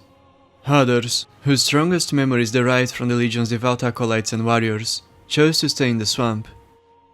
They looted corrupted weapons from the ground, and crafted makeshift shields for themselves. and stood as animalistic guardians of Farron. The largest of them uprooted entire trees to use as great hammers, the preferred weapon of many demons, and beckons the hateful spirits of the haunted wood against their foes. After the Watchers became Lords of Cinder, the Legion was disbanded. Most of its members scattered throughout the lands, devoid of purpose, homeless, and more accursed than ever. The Wolf, the Legion's former leader who's turned into a black dog, was laid to rest before a grave atop the watchtower. Though he slumbered, he would lead the watchdogs of Farron, a covenant whose initial adepts are former members of the Legion. Their duty was to guard Farron from intruders, to protect their mausoleum. The few that chose to remain were for the most part opportunists, who took advantage of their role as watchdogs to prey upon the meek. The clerics of Carim would immortalize the Demon King in the way of White's canon, though, according to their nature, they manufactured embellished lies to do so. They spoke of a man named Morne, a name that refers to the Demon King's mourning for his kin, who'd sworn an oath to Kaita, the goddess of tears, to the mother of the forlorn. That is, to a fictional character that is based on Velka, the goddess of sin and punishment, the Grim Reaper. According to them, Morne was an apostle to the Archbishop, and had been sent in a journey with Kaita to serve her as a knight, whose loyalty was to her, and her alone. The clerics claimed that Morne had left behind two miracles: Caressing Tears, a tale of the many deaths surrounding his goddess, Kaita, which cures bleeding, poison, and frost for the caster and those in vicinity, the exact status effects the Demon King resisted against, and Tears of Denial, which was intended to grant the dying a few moments before their farewell. The tale for the latter concludes that tears are shed for the sake of the living, more so than the deceased. That was a terrible truth the Demon King has to endure until he'd fulfilled his duty, and died surrounded by corpses of his people. Morne's tale would be employed as the basis of a new custom of Carim. The greatest knights were to serve and accompany maidens in their quests to become firekeepers. These knights received equipment modeled after Morne, armor that resembled a chaotic, malformed chimera, a gargoyle of Morne, like those that lines the cathedral, and was forged with a black, stone-like material, like the demons were sculpted from Titanite slabs. A malformed ring which boosted miracles, and a great hammer, like that of Morne, whose weapon art imitated the Demon King's final attack, the ending of his twisted rage. The knight stuck his weapon into the earth, conjuring perseverance to harden his body while he charged up a cast of the Wrath of God, a powerful, miraculous shockwave of energy. The maiden would embark on a long pilgrimage to the Firelink shrine. The knight was instructed to protect her from all harm, and should she be tainted by darkness, should she be plagued by visions of betrayal, and feel abyssal insects squirming on her skin, he was to put her to death. Countless pairs would perform that journey, and countless maidens would become firekeepers. Though no warrior the maidens would aid became a firelinker. All of them failed their final trial. They were defeated by the spirit of the first flame, and their charred bodies were taken to the cemetery of ash, to lie until the emergency bell rang to disturb their sleep. After a period of relative peace, during which ambitious undead tried their hand at firelinking, another war would befall Lothric. A new wave of invaders would sow terror upon Courland, though, this time, the defenders were weaker than ever before. Wolnir was an undead warrior of the desert land of Hugo, who chose to embark on the path of those who bore the curse. He journeyed the lands of the New World, and took down great enemies, catching the attention of other undead who went on to follow him, and his band of adventurers. He travels to the extremes of the region, and defeated powerful monarchs of yore. He took their special crowns, which, together, could provide one with eternal life, and melted them into one, thus becoming a true immortal, and a High Lord. He'd achieved, for himself, and himself only, what countless undead had strived to, but failed and hollowed before they could. The new power he'd acquired enticed him to outlive all men. Wolnir refused the throne of ash. He wished to carve his own path. Unlike the Dark Lords of Lordran, who were guided, manipulated by the primordial serpents, he was truly independent. The great unknown was before him. He came back to his homeland and founded Karthus, his own nation. he'd become a true Dark Lord, the crown on his head being his phylactery. Wolnir incorporated into his army a variety of things he'd encountered in his journey. He gave his men milk rings to boost their dexterity and obscure them when they danced, weightless, with their curved swords. An improvement upon the effect of the Simpleton's ring he'd found in Alken, and blood rings to protect them while they dashed at great speeds, as the cost of their defenses. The warriors would spew corrosive acid onto their enemies to break their equipment, like the men of Hugo did by throwing corrosive urns at their foes. A dishonorable tactic, but there was no honor in death and scoured bones.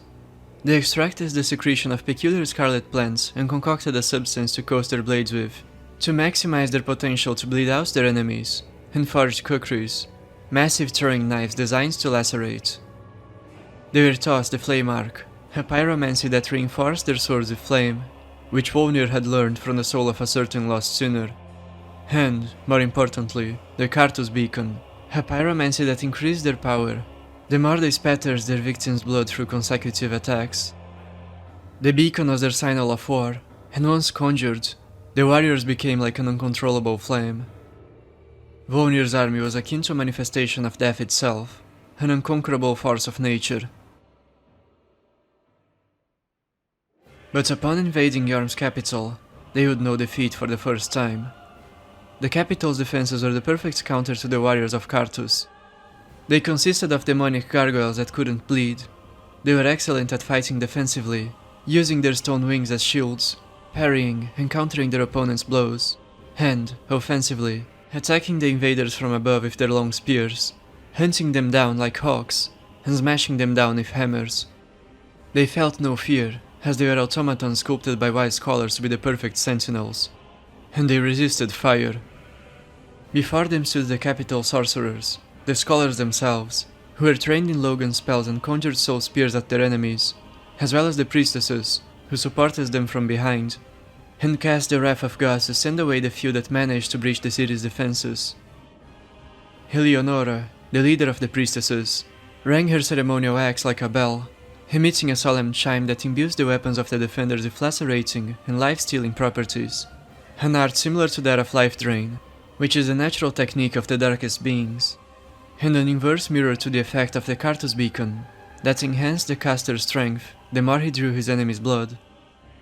And finally, standing as the capital's champion, lumbering on the front lines, was Yhorm, the unflinching, unbeatable giant, whose guard was impenetrable and whose attacks were impossible to defend from. He was both the immovable object and the unstoppable force. Wolnir fears death for the first time. He was a High Lord, yet before him stood the world's greatest sovereign, one he couldn't bring to heel. He knew defeat, once thought an impossibility, was now a certainty, but he would not give up without one last struggle. He dashed, invisibly, towards the core of the capital's defenses. He had set his eyes on Eleonora. He captured her, and threw her to the great, hungry flame that lay at the capital's bosom. She was not simply consumed by the fire, but wholly deformed by it. Her curse was triggered, and her primal form, a now-seeking hand covered in teeth, like that of Manus himself, had been exposed to all. She'd been reduced to a mindless, vile abomination, to a monstrosity of sin. Yhorm screamed in pain, and threw away his shield, for he'd lost the one he most dearly wished to protect. Wolnir faced before him death itself. He was wholly obscured by the giant's shadow. The man was indeed immortal. His soul would never leave his body, even after total oblivion. But he would fall into the abyss, the only thing preventing his erasure being the lice that was stored in the golden bracelets he'd looted from corpses of clerics, and his holy swords that conferred him a godlike figure. After that climactic battle, Yhorm would add a notch to his machete, so he could wield it with two hands, for his shield was of no use to him anymore. He would fight not to protect his subjects, but to destroy his foes in unbridled rage. That would be the legacy of his later years.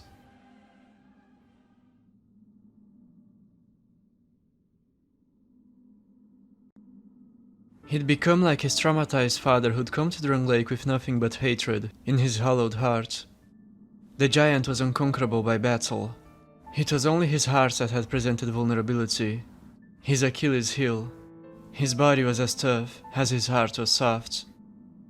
Once the war was over, Yhorm links the flame in his throne room, sending his capital to ruin.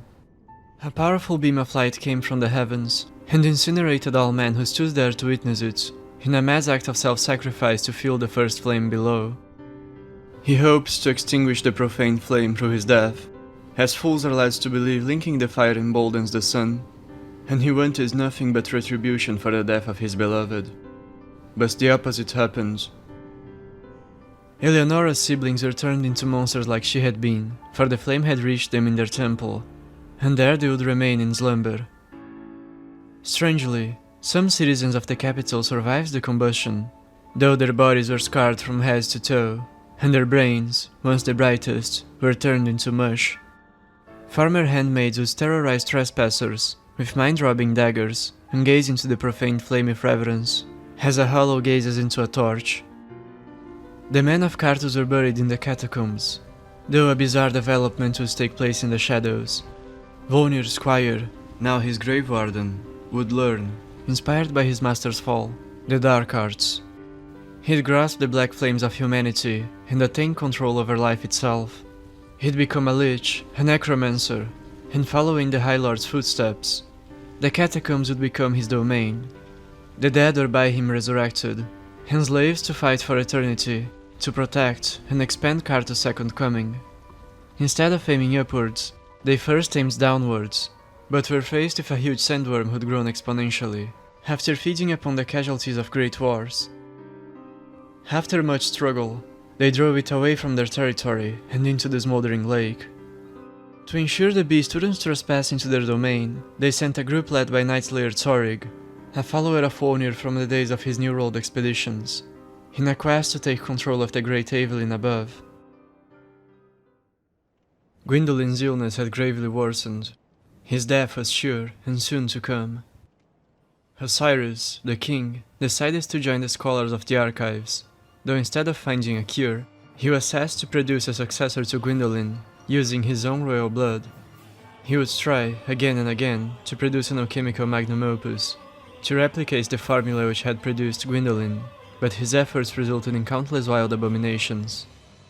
To imprison them forever, to take his failures away from his sight, Oceiro turns to the few survivors of the fire-ravaged underground capital, and makes them reshape the passageway to their ruined homeland into a prison complex. Their once impressive intellect had vanished, however, and the evil side of their nature has taken over. Their lacking selves turned to sadism. They would design, with their simple minds, a prison with the specific purpose of torturing inmates. Doors that looked like escape paths led to pitfalls, and corridors that were designed to loop around like in a labyrinth. The dungeon's first prisoner was its very builder, a slave giant who was made to erect cells and walls around himself.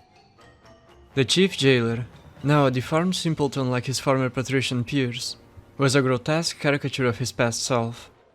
His greed expressed itself in a vulgar compulsion to hoard all kinds of things, though he never puts them to use. The jailers, who wore iron masks to cover their disfigured faces, would capture every trespasser who dreamt of pillaging the fabled profane's capital, which was described in rumor as a lost city full of riches, and which stored precious hidden knowledge, which hid scrolls that contained Logan's legacy.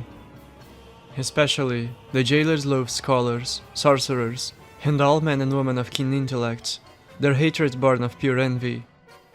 And many of them journeyed in search of the capital, to loot its secrets. The jailers tortures them cruelly, and upon their prolonged, terror-fueled demise, collects their hearts, which had become simple gems. The blue crystal soothed, and granted a speck of focus to their ailing minds like a most potent drug. Osiris' first somewhat successful experiment was Yorshka, a failed rebus, for much like Priscilla, who she parallels, she turned out too feminine. However, the king cared only for pure gold, and anything lesser was rubbish to him. The abhorrent girl would be hidden away and exiled, like her savage, malformed brothers. Yet Gwyndolin took note of her arrival in Irithyll, and, moved by pity and compassion, welcomed her. He embraced her as a sister and cared for her in Londo, shielding her from the outside world, from the dangers it held, within a tower accessible only by crossing an invisible bridge. He'd used the little time he had left to prepare Yarshka to succeed him as the leader of the Dark Moon Knights. Oceiros's sanity wavered, the more he researched. At the brink of madness, he found the heretics of the Grand Archives and discovered their twisted worship of Sith the Scaleless. These heretics worshipped a version of Sith that had never redeemed itself. They idolized him for having created the very curse of Undead under Gwyn's orders, the mechanism that could restore and perpetually nurture the Age of Fire, the fountain of youth for the very world, the twisted philosopher's stone that could artificially pump blood into the sun's heart. The same Sith which the first scholar of the Dragon School, Big Hat Logan, had imitated in his paradoxically enlightened madness. That was their great heresy. Their ideology inversely parallels that of the court sorcerers of the underground capital, who, in the past, had idealized a Logan who'd never fallen prey to corruption, had never learned, and basked in the secrets to immortality, which is to curse. And so, Oceiros was set on a path of betrayal, for he had inherited Gwyn's will. Gwyndolin retired from his post as leader of the Dark Moon Knights, and told Yarshka to succeed him, and instruct the Oath Keepers. She was oblivious to the world around her, she knew nothing of its past, and merely recited the tale she had been told, unable to understand their meanings. Gwyndolin's end was soon to come. He went to his deathbed. Oceiros had become too obsessed with his research. He has devised a formula and tested it on himself, which resulted in him becoming a deformed, pale, scaleless draconic abomination. By then, he was crazed. He went to Guinevere, one last time, forcefully, and conceived another baby, which he deems the child of dragons. Much like his mad father, however, the baby, named Ocelot, was no true dragon. His immortality had manifested incorrectly, and he would never grow beyond infancy. He was said to be eternally a newborn. He was also hidden to the eye, for he was frigid and almost devoid of life. Oceiros would hold his invisible baby in his arm and lock himself away in the royal garden, rambling about his miraculous, superior blue-blooded baby like a caricature of a dynast, thinking he had become a true dragon. But moonlight had never revealed itself to him. The best Oceiros could do was become like Sith, whose imperfect existence had prompted his own descent into sin and madness. Oceiros' name continues the Egyptian theme of Siths. One is based on Seth, the Egyptian adversary, the envious god of chaos. Like the dragons represents the primordial chaos before creation, the prima materia, the god of foreigners, as before the dawn the dragons were the enemies of men, who lived beyond their world. And the other is based on Osiris, the god whose being was shattered into pieces, like the dragons after they'd been defeated during the Age of Ancients, and were fragmented into lesser forms, giving rise to the animal kingdom, the serpents representing their phallus, and the missing phallus of Osiris, which desired wholeness, after castration. At the end of his life, Osiris became an inverse parallel of himself in his youth. Before, he used to be a mighty, vigorous dragon slayer, whose impenetrable armor was of rock, of titanite, made from the scales of the everlasting dragons. He wielded a great axe and a great shield. He was both the unstoppable force and the immovable object, the perfect warrior. He was eager to fight his life away and die a glorious death in battle with a great foe. But now, Oceiros had become an old, frail, imperfect, scaleless dragon. In place of his axe and shield were a staff, which he used as a walking cane, for he could barely support his own weight, and his grotesque baby, which he could barely protect from harm. He had grown fearful of death, and wished to steal the dragon's immortality. A fool's errand that can only lead to stagnation and decay. Fungi grew on his viscose, exposed skin, and his prideful stance has degraded into a horribly humped posture. Osiris' Dragon Slayer armor would, in the future, become possessed with memories of its former glory.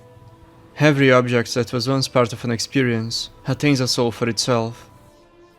In fact, every single item the Undead pick up on their journeys are memories which come in soul form. The armor would, in Lothric Castle, act as a protector golem to the upper layer, as Osiris had done in times long gone. And even further in time, after it had been defeated by the Ashen One, it would drift at the world's end, where many unwanted, forgotten things fell into, due to the convergence of the lands. After birthing Ocelot, Guinevere had to be taken away from the royal castle. Her form had been too defiled by the curse. She was to hide from the world and be forgotten. Guinevere was no more.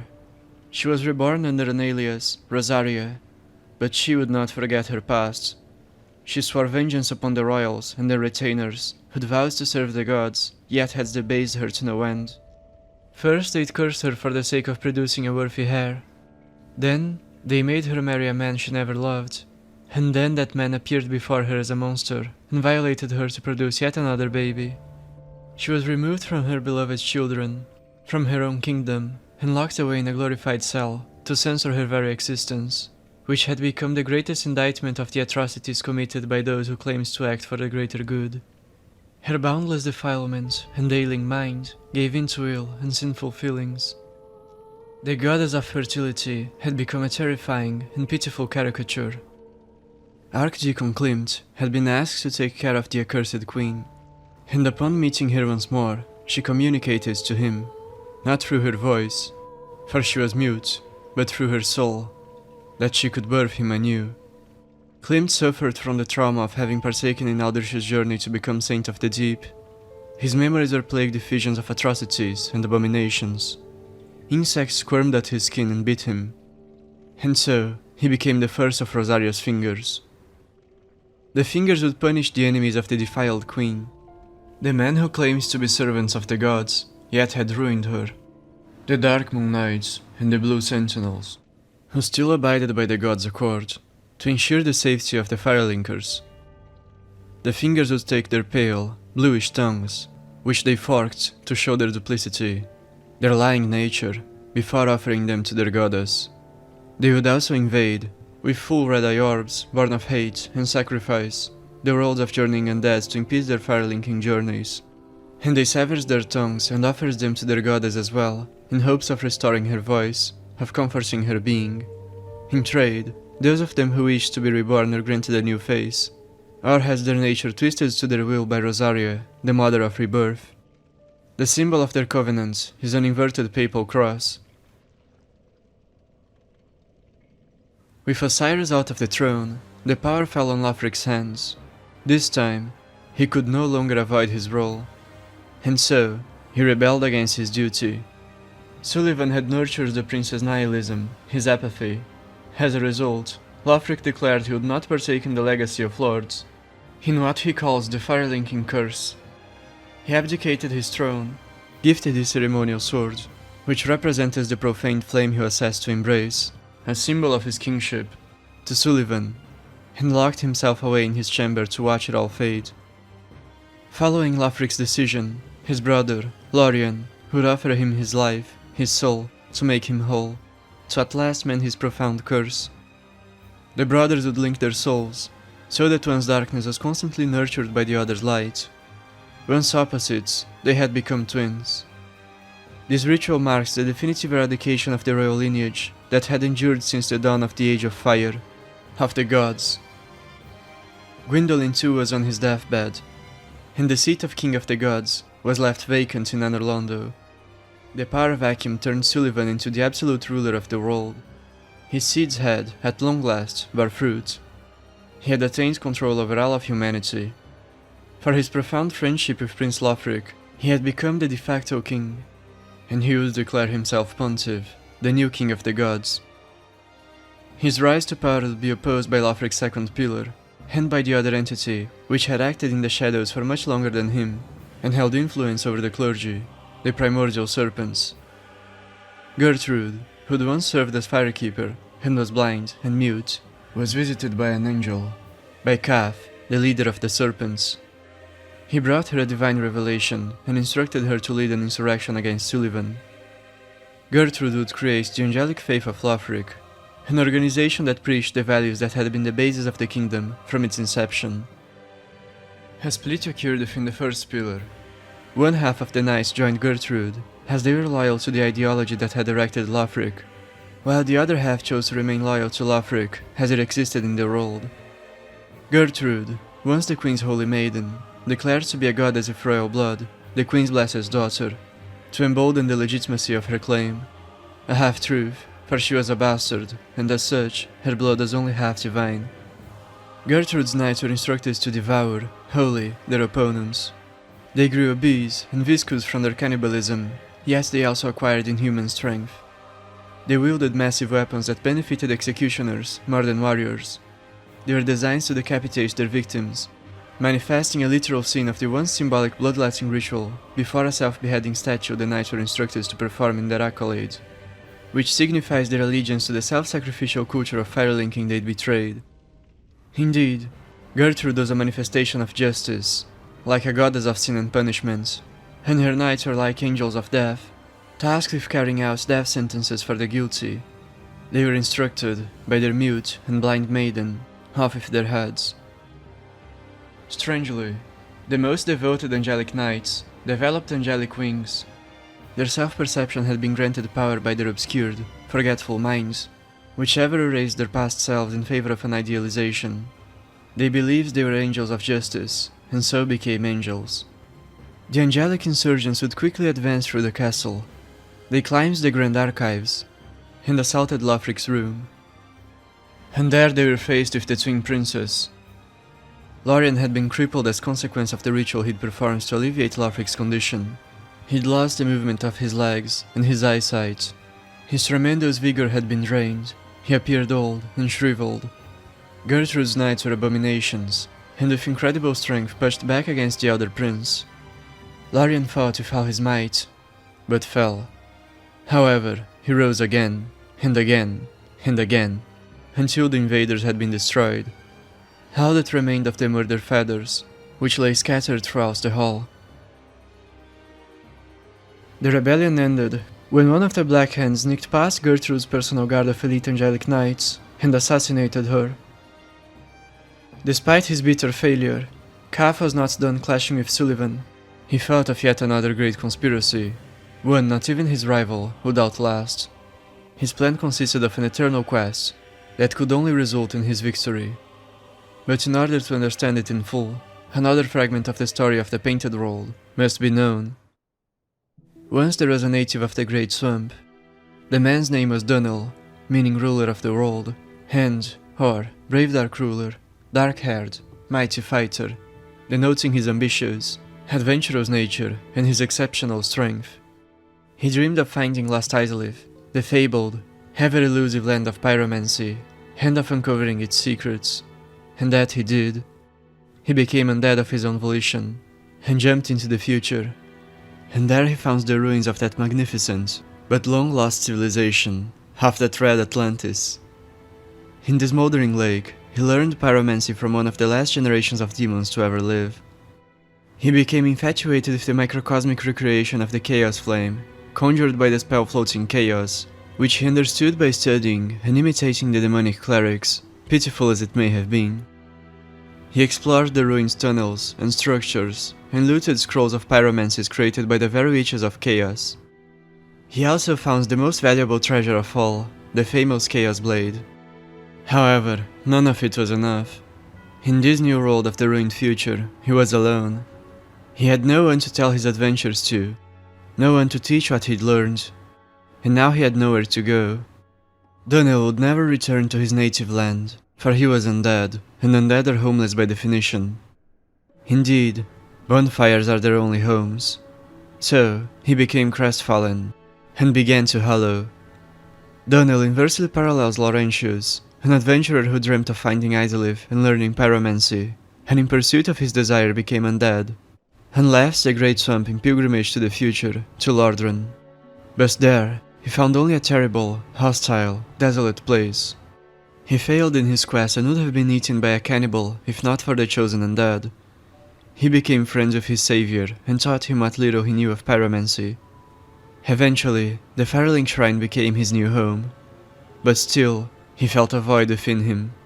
He allowed the naive avarice to overcome him, and left behind his new friend and home in yet another attempt at finding Isilith, and he failed once more, but this time, He hollowed out of disappointment, for he'd lost all faith in himself and his potential, and homesickness, despite finding himself in what had become of his native land, and alienation from that brave new world he was thrown into. Dunel, after fulfilling his dream, which hadn't been enough to satisfy his cravings for meaning, had embarked on a pointless and lonely journey to nowhere. He eventually found himself in the painted world.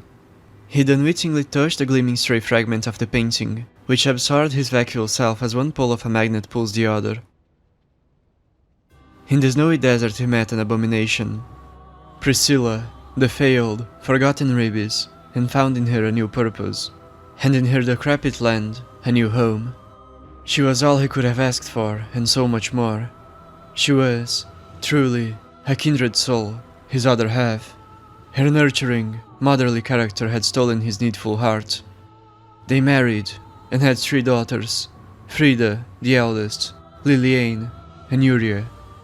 The sisters were raised to inherit their mother's will, as well as Velka's, that of caring for the forlorn and housing the homeless. And they learned the art of the sword from their father, and became excellent swordswomen. Yuria's and Liliane's names came from flowers, and symbolized purity and rebirth. Frida's name means peace, and beloved she was. Priscilla would pass away in peace, surrounded by her family. She, whose unnatural birth had resulted in a mistake. She, who was an abomination, and had no place in the world, had found love, and bore children of her own. Her death was bittersweet. Though her life had come to an end, she had accomplished more than what she had ever hoped. Frida, being the eldest of the sisters, was tasked with taking care of the painted world, and protecting its inhabitants in place of her mother, and she succeeded in keeping it inviting and peaceful. But one day, a primordial serpent appeared before her and her sisters. Kaf told them of the plight of the outside world, of the grievous doom that was set to take place, and he pleaded with them to help save humanity from that most accursed fate. They were asked to travel to the forgotten memory of the ruined future, a barren wasteland where old hollows fight to the death for crumbs of soul, to the place they'd call Londo. There, the sisters would fight countless battles, slay countless lives to make a name for themselves, and earn followers. They would suffer and come to know true pain, but that would only make them stronger. Kaf had taught them the art of life drain, so that they wouldn't lose themselves, nor waste the light of any hollow they felled. While they dueled every aged corpse that challenged them in the hopes of stealing their light, they preached the salvation of all hollows. They would also teach those who submitted to them life drain, granting them eternal life as long as they fought for their cause. After the 3 women had endured an age of scarcity and death, they had done it.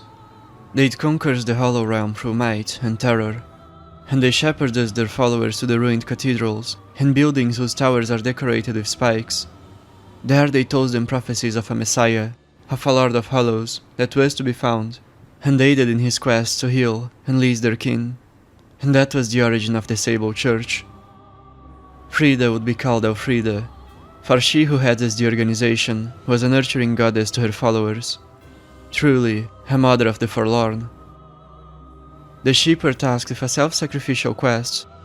They were to travel north, to travel through time, to a Lothric that had not yet succumbed to dust. They attached shells on their backs to prevent the curse from fleeing their vessels. Their extensive, martyrial journey would ferment the dark within them, and its blackest seed was needed to nurture the Messiah. In the painted world, Dunel felt alone once again. He would never recover from the loss of his wife, and from the departure of his children. He would go mad in search of belonging, and wander aimlessly through the lands, like he's done in his darkest days. Until he found the cult of the Mound Makers, who promised him a new family. He'd become a serial killer, until his sanity fully gave in to hollowness, at which point he followed his intuition and returned to the painting, to his home, and perished where he first met his love. As firelinking was threatened, the great bell of the cemetery of Ash rang to wake the Lords of Cinder from their graves. Though each of them would abandon their thrones and duties, Ludleth accepted. Lothric, the Saint of the Deep, grew disillusioned with firelinking. He realized the ploy, the great light that sustains the practice. He wished to restore the dawn, and for that, he would have to call upon an age of the deep sea. He knew the path would be arduous, but he had no fear. He would devour the gods. The Abyss Watchers journeyed back to their mausoleum to meet their legion, only to find it had been disbanded, and that Farron had been corrupted by darkness, and became a twisted swamp of death and decay. The wolf's blood has dried up. But before they could ponder about what had happened, they noticed they had a sliver of dark in them. And to quell this darkness, they slaughtered each other to no end, for each death served only to embolden that which they fought against. Yhorm, the giant, went back to check on his capital, only to find its charred ruins. Like every well-intentioned fool, he too had been tricked by the Firelink conspiracy. The sun he believes he had helped restore had unleashed its divine wrath upon his people. The last thing he saw before his death was a great fire consuming everything around him. His sacrifice had been for naught.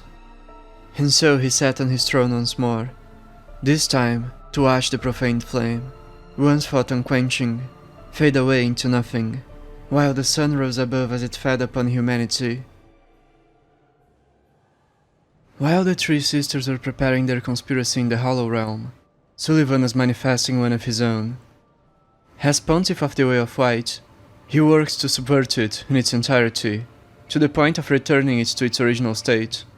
He reverted it to a religion whose faith was expressed in hunts against the so-called agents of the dark. Indeed, the Way of White finally unshackled itself from the Way of Blue, its antonym created by Gwyndolin.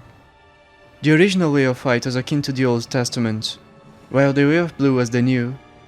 Just as Christ subverted, entirely, the faith of the Jews, so does the Blue subverts the White.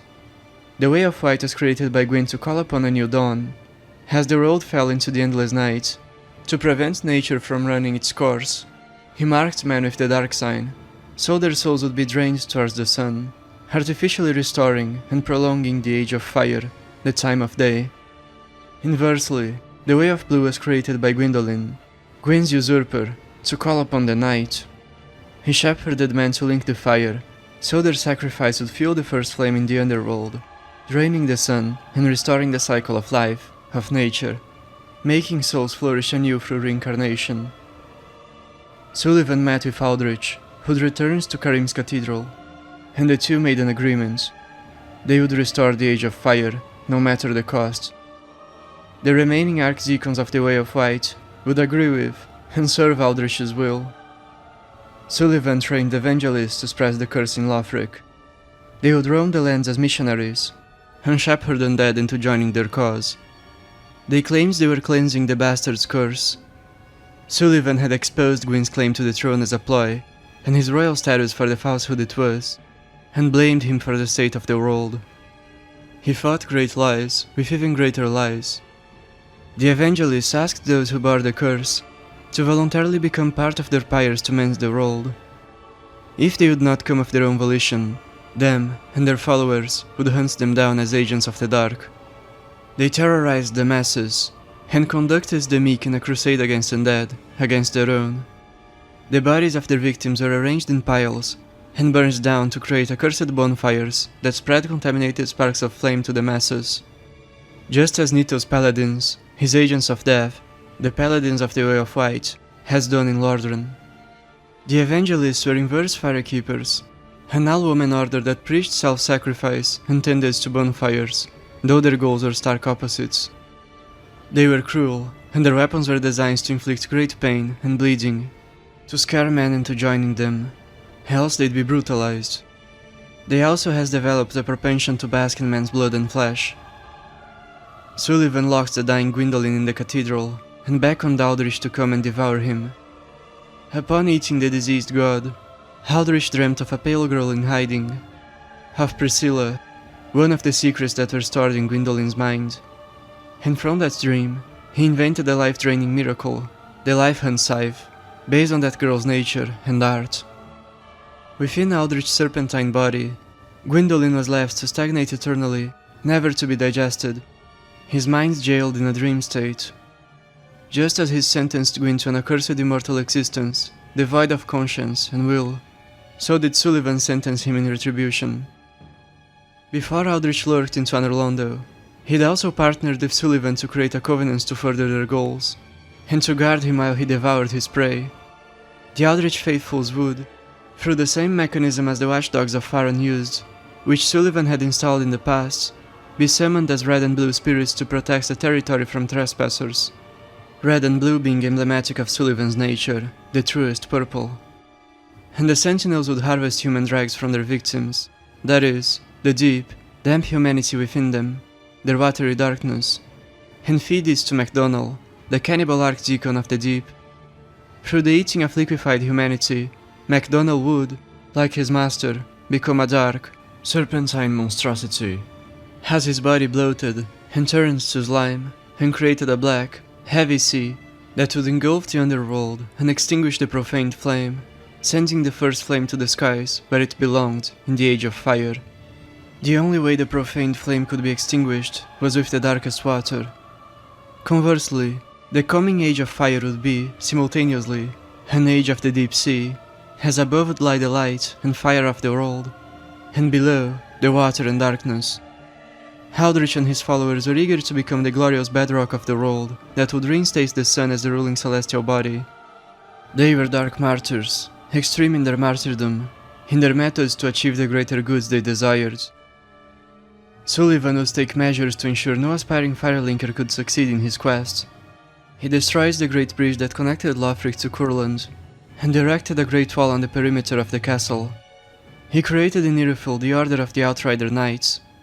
Irithyll's knights were tasked with journeying the lands and stationing themselves in key locations to prevent Firelinkers from proceeding in their journeys.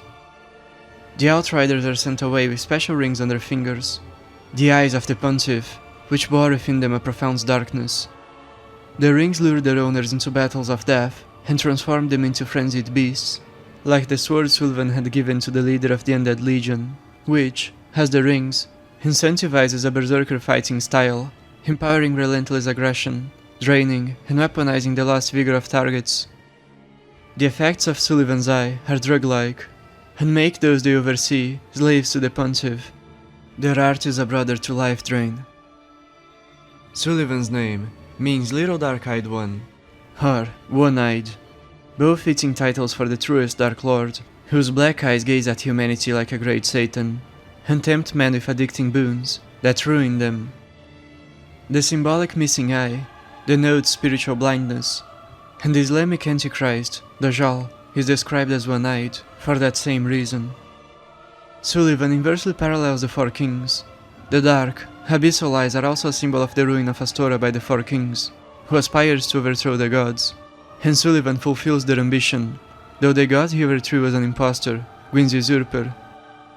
The Four Kings were manipulated by Cav to fight against Gwyn, to end the Age of Fire.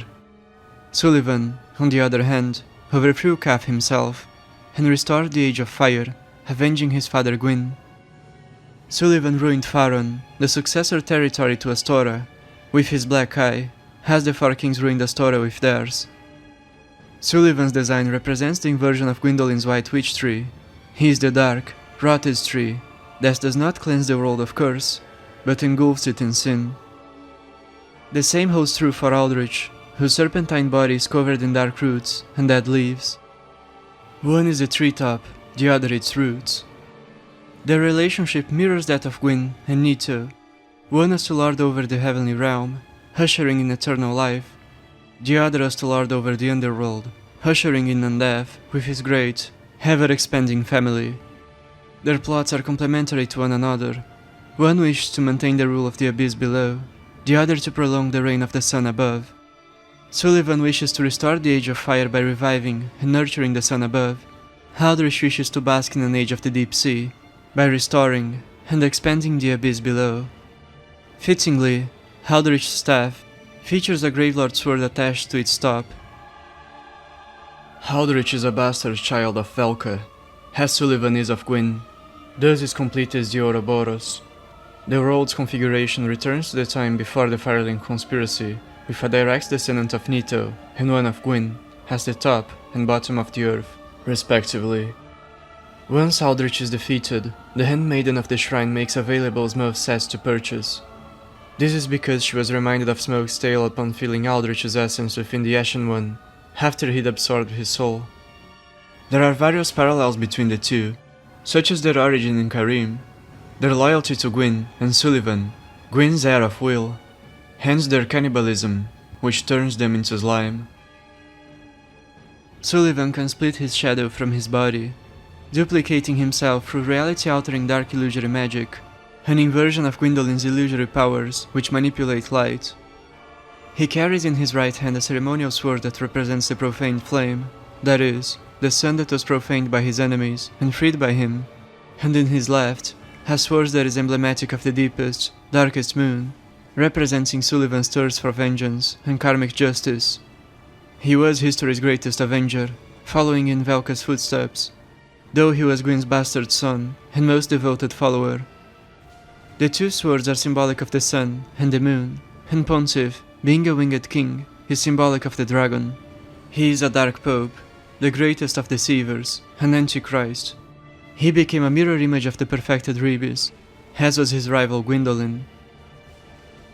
Aldrich too became a Rebis, after his resurrection as a Lord of Cinder. His ashen body is both of watery dark and fire, and he can leap into and out of the abyss, and summon fires in his wake. The sorceries he casts are of a profound purple, and purple is the result of red and blue mixed together, and his body is like that of a dragon in formation. Leading Sulyvahn's Outrider Knights were two royal bastards, Vort, a mighty warrior, bastard son of Havel, and the Dancer, a skilled swordswoman trained in Eastern techniques, and Pyromancer, bastard's daughter of Lydia. So, a bastard half-brother and a bastard half-sister to the Prince of Falcon, the Old Iron King, and Princess of Ven. They'd be transformed into beasts so dark they'd inhabit the very abyss, and rise through portals of damp darkness to face their enemies. One was stationed at the exit of the royal castle, the other at the entrance to the upper section of the castle. Firelinkers would have to face both to progress in their journey.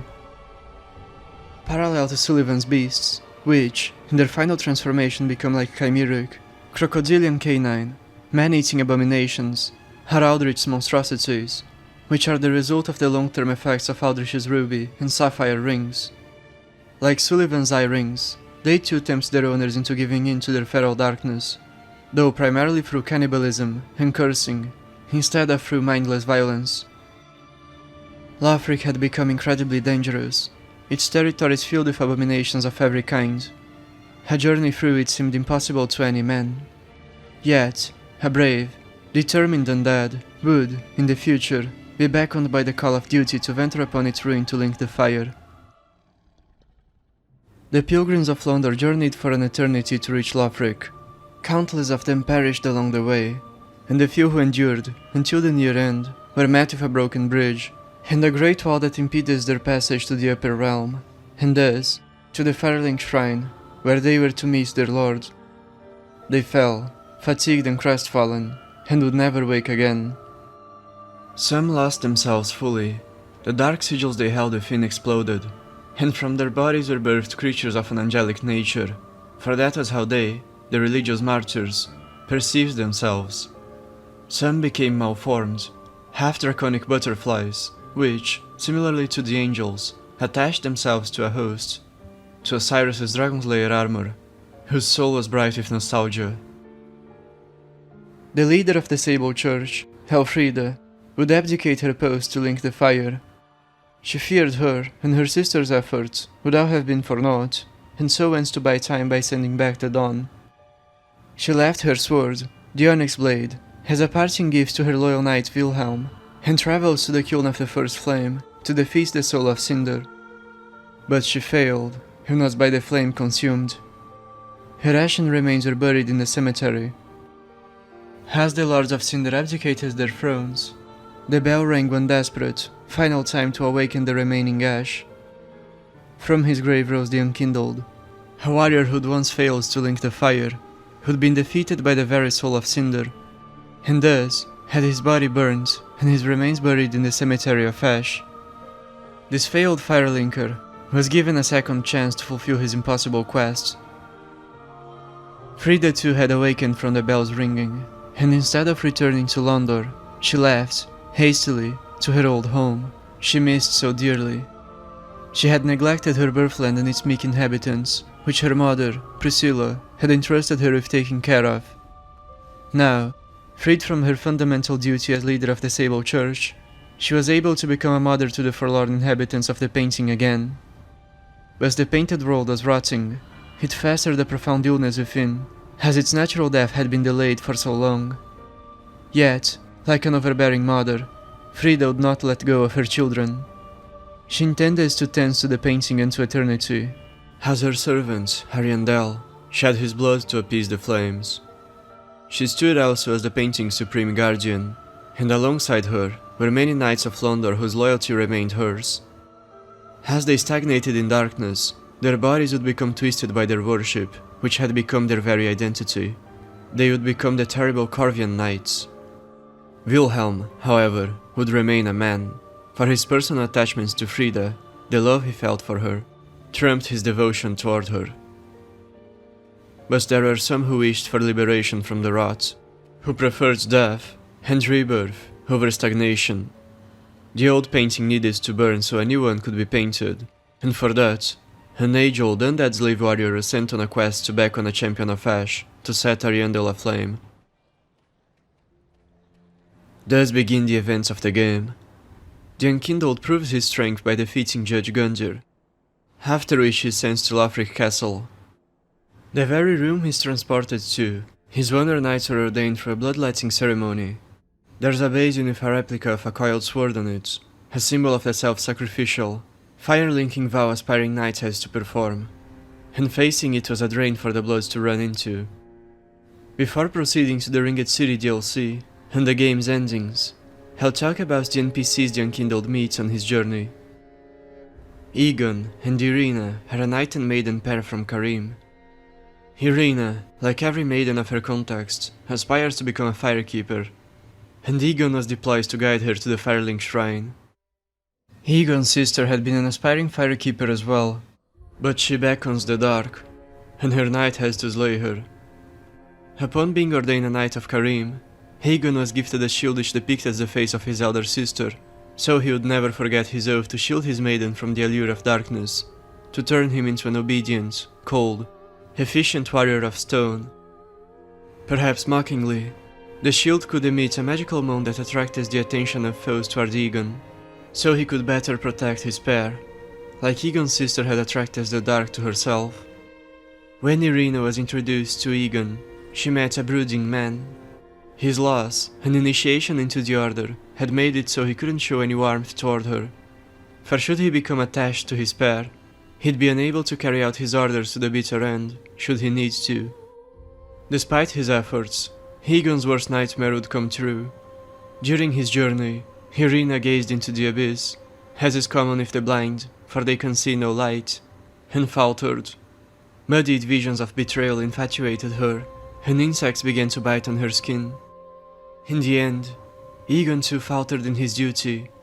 He hesitated to slay her as was ordained in such a circumstance, and locked her away in a cell instead, for he saw in Irina his late elder sister, and had grown to love her as a younger one. Should the Unkindled rescue her, and ask of her to gaze further into the darkness, she'll taint herself even more, and more, until she can't bear it any longer, and begs Egon to kill her at last. But he kidnaps her from the shrine instead, still unwilling to fulfill the request. The unflinching gargoyle had a tender heart within. Alternatively, the Unkindled can make Irina the next firekeeper of the shrine, by guiding her towards the light. After his stay at the shrine, Egon wandered through the lands in search of witches to hunt, to compensate for the duty he'd forsaken. He reaches the end of the world, the Ringed City, in search of targets, and ends a disturbed ghost, eternally haunting the earth. Inversely to Egon, Helva, the Wayfarer, had become a seeker of the spurned. He'd sworn to protect all women who dabbled in the dark, who'd never been loved, nor loved another, and who experienced all manner of misfortunes. Through his unconditional kindness, he hopes to heal their souls as he'd done to Zuli, the witch. But he fails to rescue a witch who had been locked away in Irithyll dungeon, and he too ended a vengeful spirit. By following her primal instinct, which directed her to the brightest fires, Carla, who was of the deepest dark, a descendant of Manus, journeys towards the profaned capital, but was captured by the cruel jailers who protected the entrance to the ruined city of legend.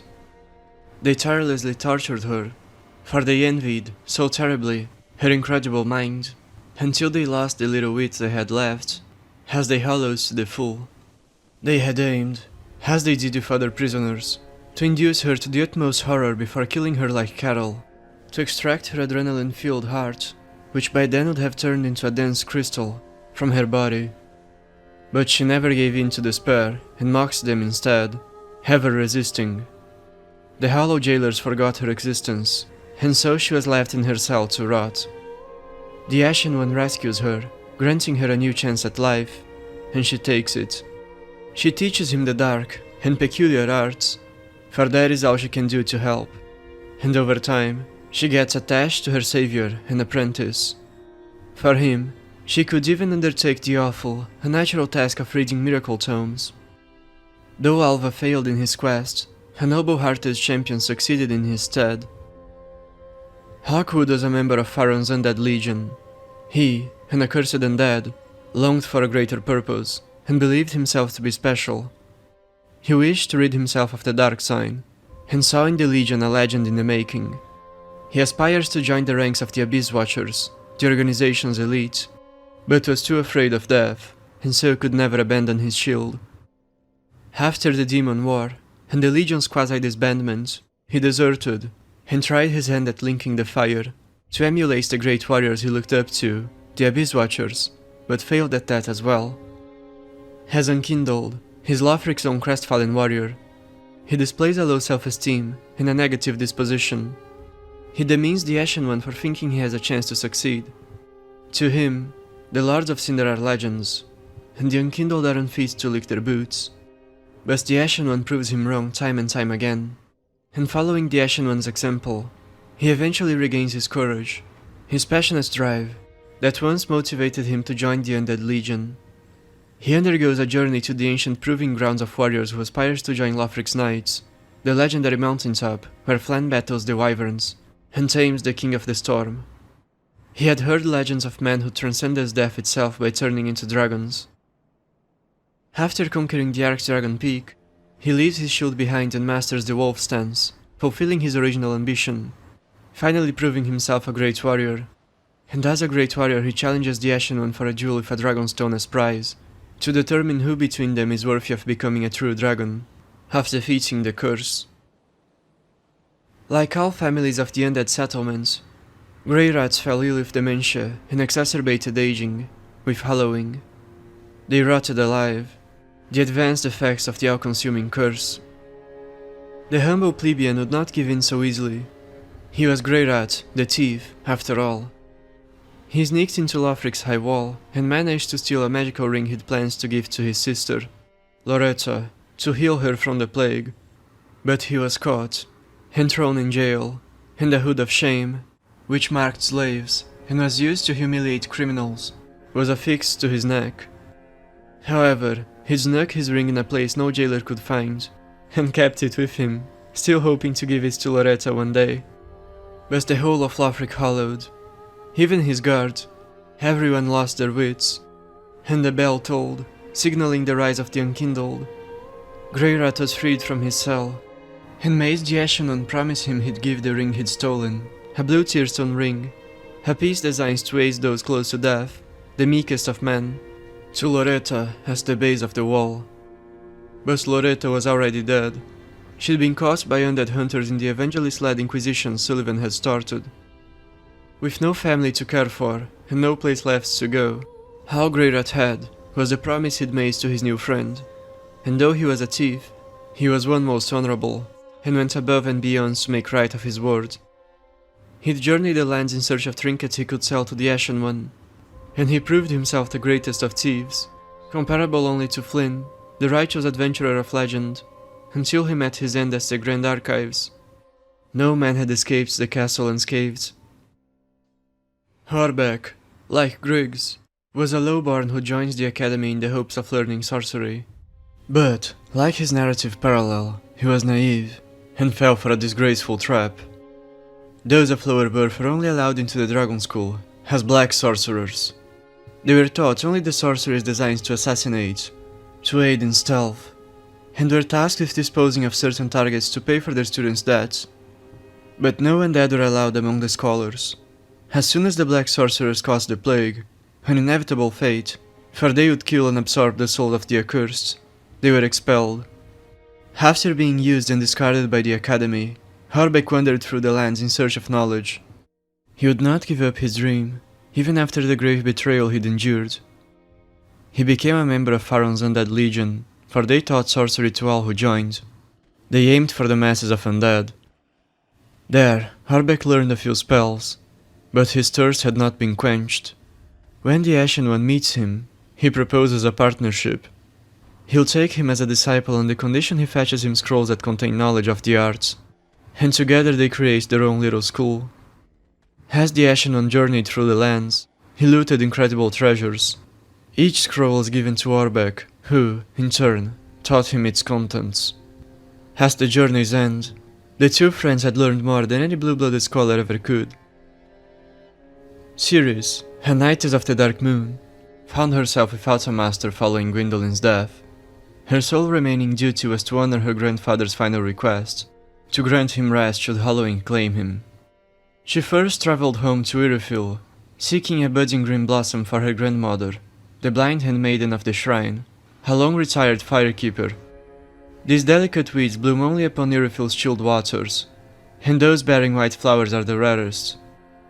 On her way she was invaded by a red phantom, the old, archetypal nemesis of the Dark Moon Knights, by a finger of Rosaria, and dispatched of him with the help of the Ashen One. After delivering the gifts and her message to her grandmother, Ceres confronted Lothric, her grandfather, who had taken up the mantle of the Mound Makers. Drawing on his hallows-laying art from Mira, the Sunset Realm, he preyed upon the meekest of the Undead. She afforded him a death of dignity. With his passing, her purpose fulfilled, Ceres pledged her loyalty to the Ashen One, aiding his quest, and forsaking the lonely modus operandi she once held. The 5 fingers of Rosaria shared a covenant, but each was wildly different to the last. Archdragon Kriemhild had been instructed to take care of Rosaria, of Queen Guinevere, in her disfigured form. As explained before, he was part of the scheme involving Aldrich, and has to endure unimaginable horrors. His trauma led him to seeking rebirth. He offers tongue after tongue to his goddess, in the hopes of cleaning himself of his sins. But despite his change in appearance and constitution, he deep down remains the same man, with the same past. After numerous rebirths, he turned himself into a grotesque worm. Kraton the Wanderer was but a psychopathic serial killer. He saw in the fingers an excuse to commit murder, and he took it. Longfinger Kirk saw in Rosaria new saints to serve. For her sake, he would become a red ghost once more.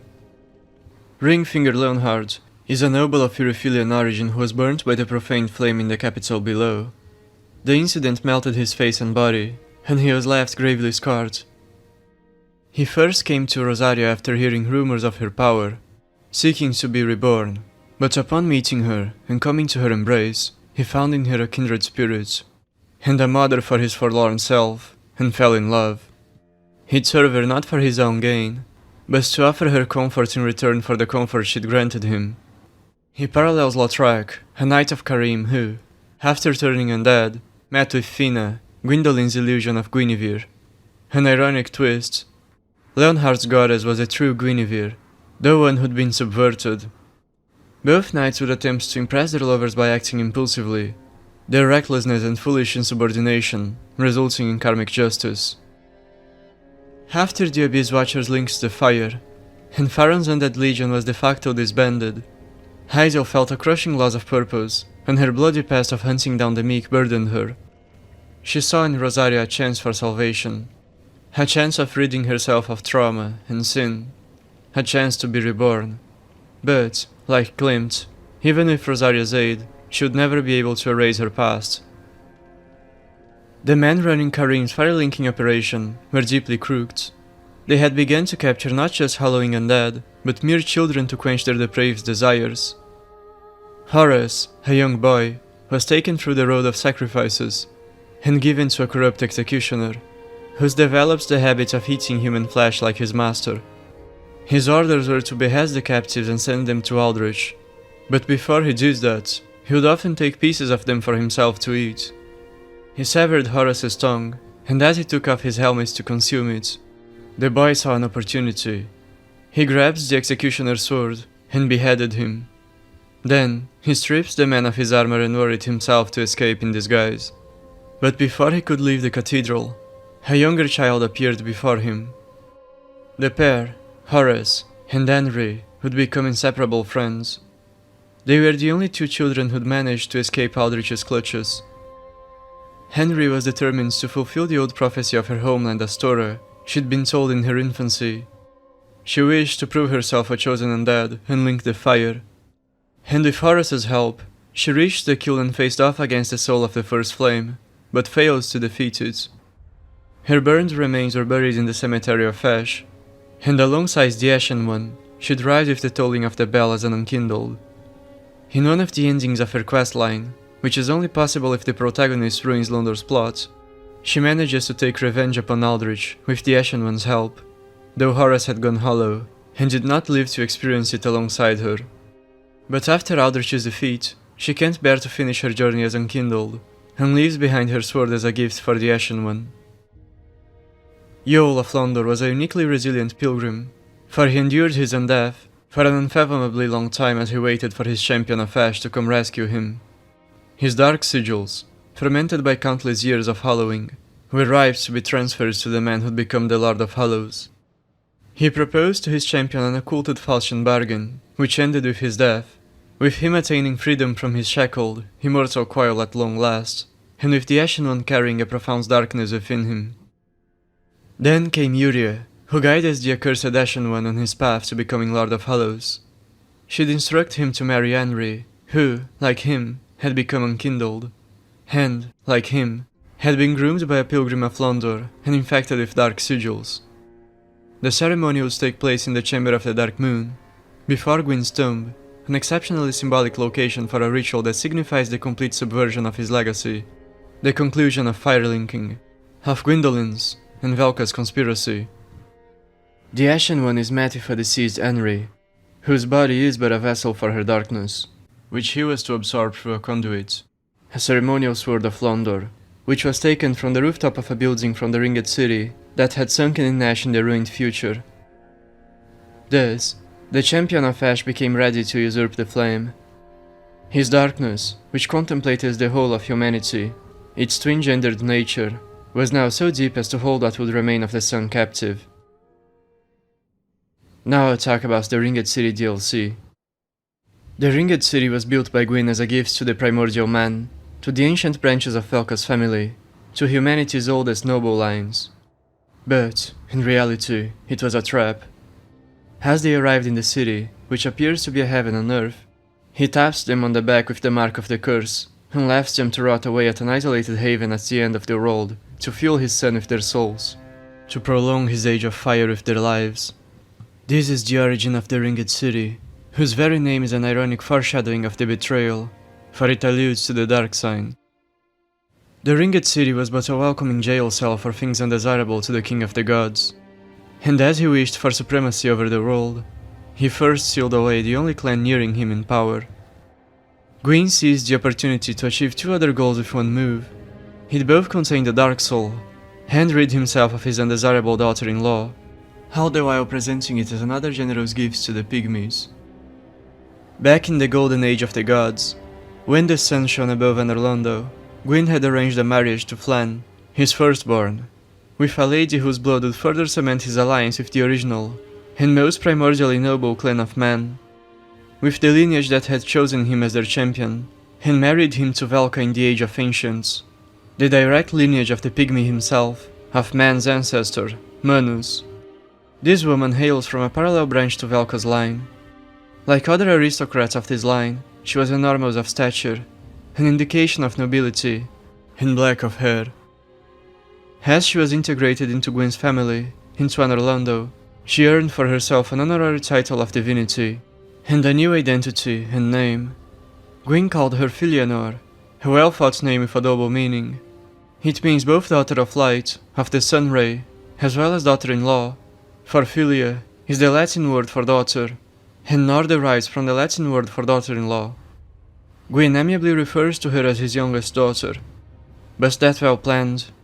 Prospero's marriage would never be consummated, for Flann had confronted his father, stirred rebellion, and was exiled from Under Londo, and is inherited by his father, his name never to be uttered again, and all idols of him to be destroyed. As such, Filianor, an honorary goddess, an outsider, had lost her political importance to Gwyn, and was a living, bitter reminder of his beloved Firstborn's betrayal. Thus, Gwyn sent her away to the Ringed City as a second gift to the Pygmy Lords. They'd be blessed with a goddess to care for them. He promised her he'd come back for her one day, yet another lie by the Rolls Deceiver. Filianor was tasked with the martyrios and most important duty of keeping and appeasing the first Lord Soul ever found, the greatest treasure of the Pygmy line, the very Dark Soul. Like all life, even it was set to fade, to darken, to die. But the curse wouldn't allow it. Instead, the once bright soul blackens into an abyssal lag, whose inside was twisting and ever darkening. The natural cycle had been disrupted by Gwyn's curse.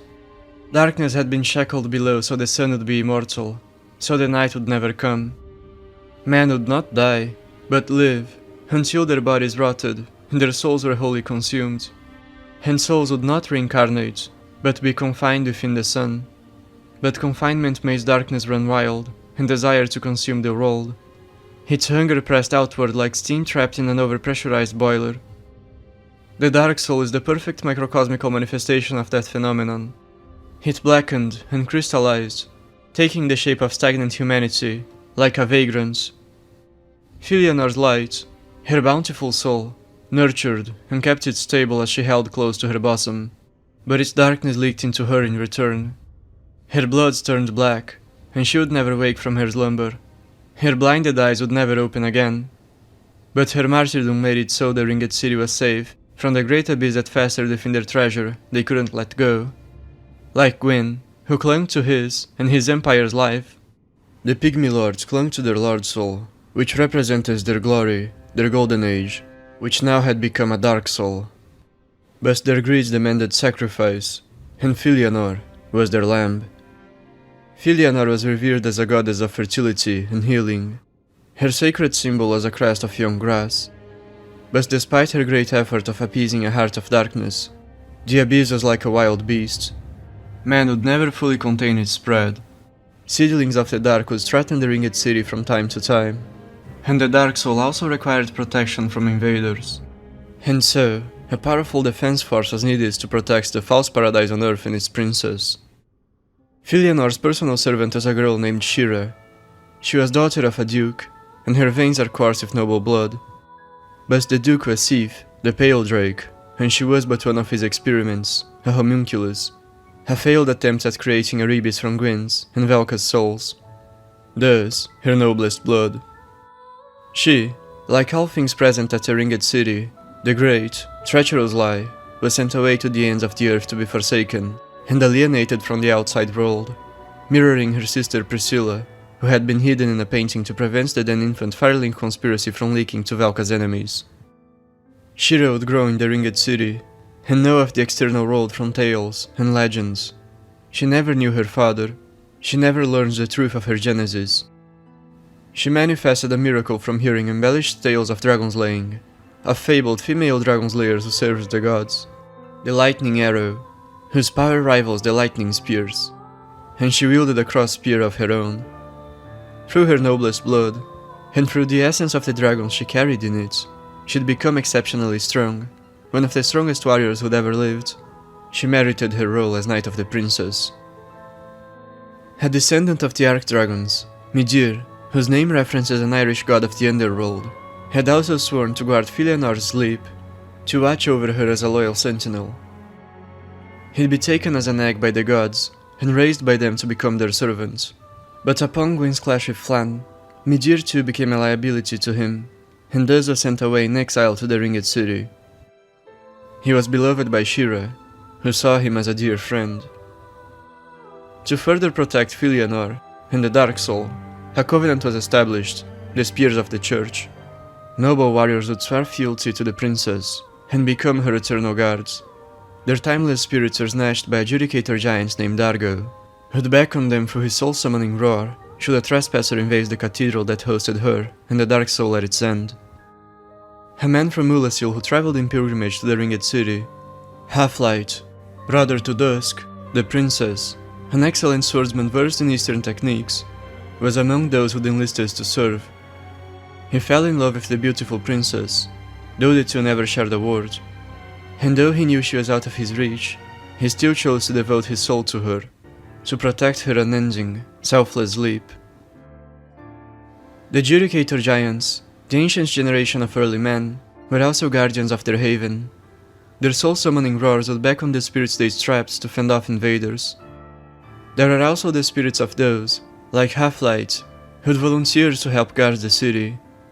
Among these were Ledo, the strongest of all Silver Knights, an eccentric and pure-hearted man who made friends with the giants and with Havel, the Rock himself, and Zuli, the witch, who'd been converted from a servant of the dark into a devoted ally of humanity, and sworn to gatekeep the very abyss from which she'd spawned, for Alva had cleansed her heart. Finally, the Ringed City had its own personal army, the most primordial army of early humanity, the continuation of the army of ancient men that had fought in the Dragon War. Its knights wielded weapons forged in the Underworld, with remains of the dragons they'd slain, a tradition whose origin dates to the Age of Ancients. These knights were seasoned dragon slayers. Before their departure to the Ringed City, they'd fought countless descendants of the Archdragons. They took their heads not as trophies, but to use as shields, for such was their strength.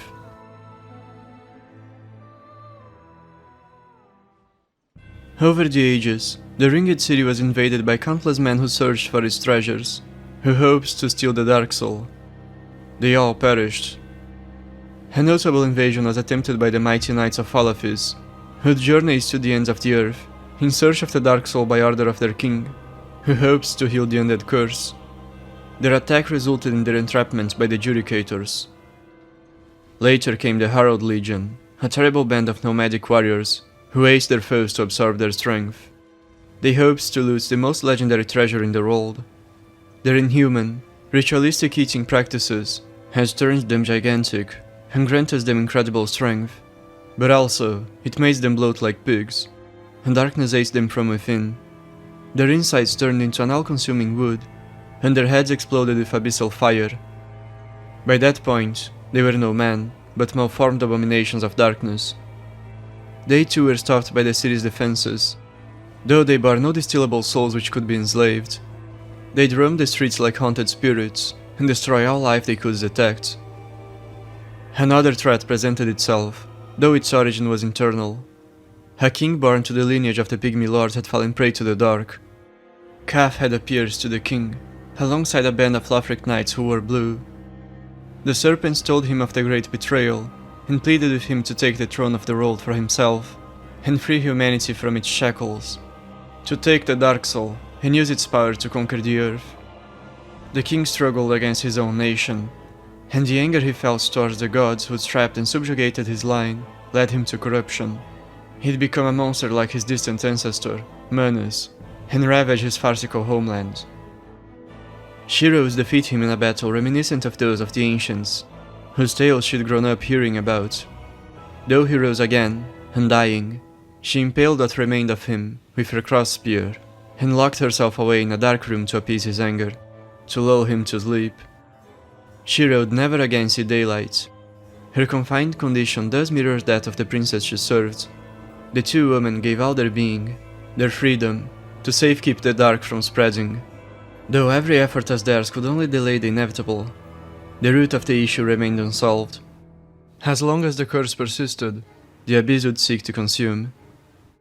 Midir, the great sentinel, had fought long and hard against the abyss, and the dark had been taking its toll. Brave warriors faced off against the beast in hopes of putting it to rest, but none succeeded. Then came Half-Light with his inhuman agility. He perished as well. None could defeat Midir. The curse had been nurtured by each calamity, and the ringed city had been worn down, its inhabitants hallowed. Like the rest of the world, it fell to ruin. But nonetheless, Filianor slept with the dark soul on her lap. The ringed city sunk into the abyss. A great swamp of deep, iridescent waters arose, and the tiny insects that crawled in the darkness gouged upon all that washed ashore. They grew larger, and from their eating of human flesh, attained humanoid features and human-like intellect. They would preach to men the coming of the dark, and announce the beginning of the feast that would only end when they became like dragons and the sun died at last. One last invader came to the city to claim its treasure. He was no god, no king, but a slave following orders. Though unfathomably old, frail, Gale had within him the determination to rise countless times from death to fulfill his quest. He was ordered to take the Dark Soul, so a new painter could create a new world through its pigments. A world for those like him, for those who have no place to call their own. He bested incredible foes, conquered impossible odds, and upon reaching the Dark Soul, found only a spoiled, damp egg. It was not enough. He'd have to consume the very blood of humanity if he were to create a pigment. And so, he ate his own kin. He ate the pygmy lords, all of them he could find. He knew, from the beginning, he would never be allowed into the world he wished to create. Thus the pigment would be extracted from his own dark blood, by the brave champion of Ash who would follow after him. But he did not falter until his end, until everything around him crumbled to dust, and he lost his mind as the death of time. Gale's name means stranger. He is a nobody. His enslaved existence was said to have no meaning and be forgotten.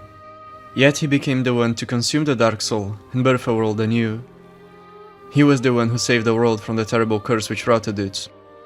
He inversely parallels Gwyn, who, at first, similarly to him, was but a stray-blooded barbarian, but through strength, conquers the dragons, became the king of the gods, and fell to corruption as he created the curse of Undead. Just as Frida inversely parallels Velka, who, at first, similarly to her, followed along the path that had been laid before her, but in the end betrayed her own, and sacrificed herself and the entire world so it could be reborn, freed from the first sin. Gale and Frida are to each other like Gwyn was to Velka.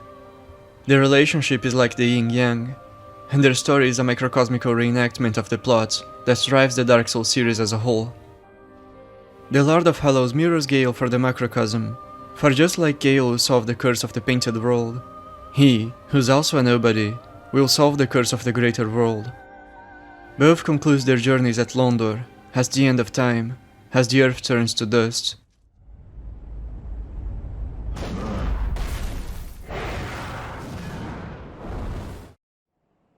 Now I'll talk about the endings to Dark Souls 3, which are also the endings of the trilogy. In one of the game's endings, the Ashen One simply links the flame, succeeding where he failed as Undead. In another ending, he gives the Firekeeper Gertrude's dark eyes, and they fill her with visions of a world without flame. The two conspire against fire itself, and true darkness befalls the earth. How life ends, and organic matter hardens to lifeless stone, evoking a past so distant it precedes the age of ancients. But as had happened before, sparks of flame are said to spontaneously rise from the depths and fill the world with life. A true and complete reset of the world. Alternatively, the Ashen One can choose to betray the Firekeeper the moment before she can end the totality of flame, and he takes the fire from her hands and feeds it to the sun, continuing Gwyn's legacy, fulfilling Sulyvahn's desire to restore the Age of Fire. Accursed undead, unfit even to be cinder. And so it is that ash seeketh embers. Lastly, the Ashen One can become the Lord of Hallows and usurp the remainder of the sun into himself. He'll become the ruler of the mended world, filling the role Prince Lothric forsook. The curse is ended after ages of struggle, but man has returned to its primitive shape. Humanity met its end, as all who remain are but pygmies, genderless hollows with frail bodies and feeble minds, and their home is a sea of dust.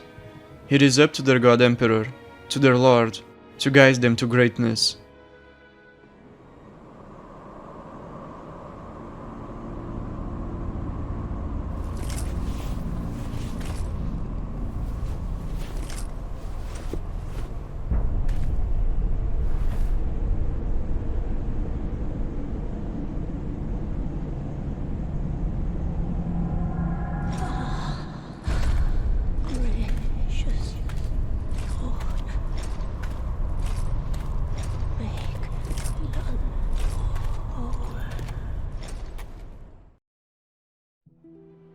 And this is it for this video. Thank you for watching. If you want to support my work and get access to a Substack-like blog in which I post analysis of movies, books, music clips, and other games, as well as my thoughts on philosophy and religion, you can join my Patreon.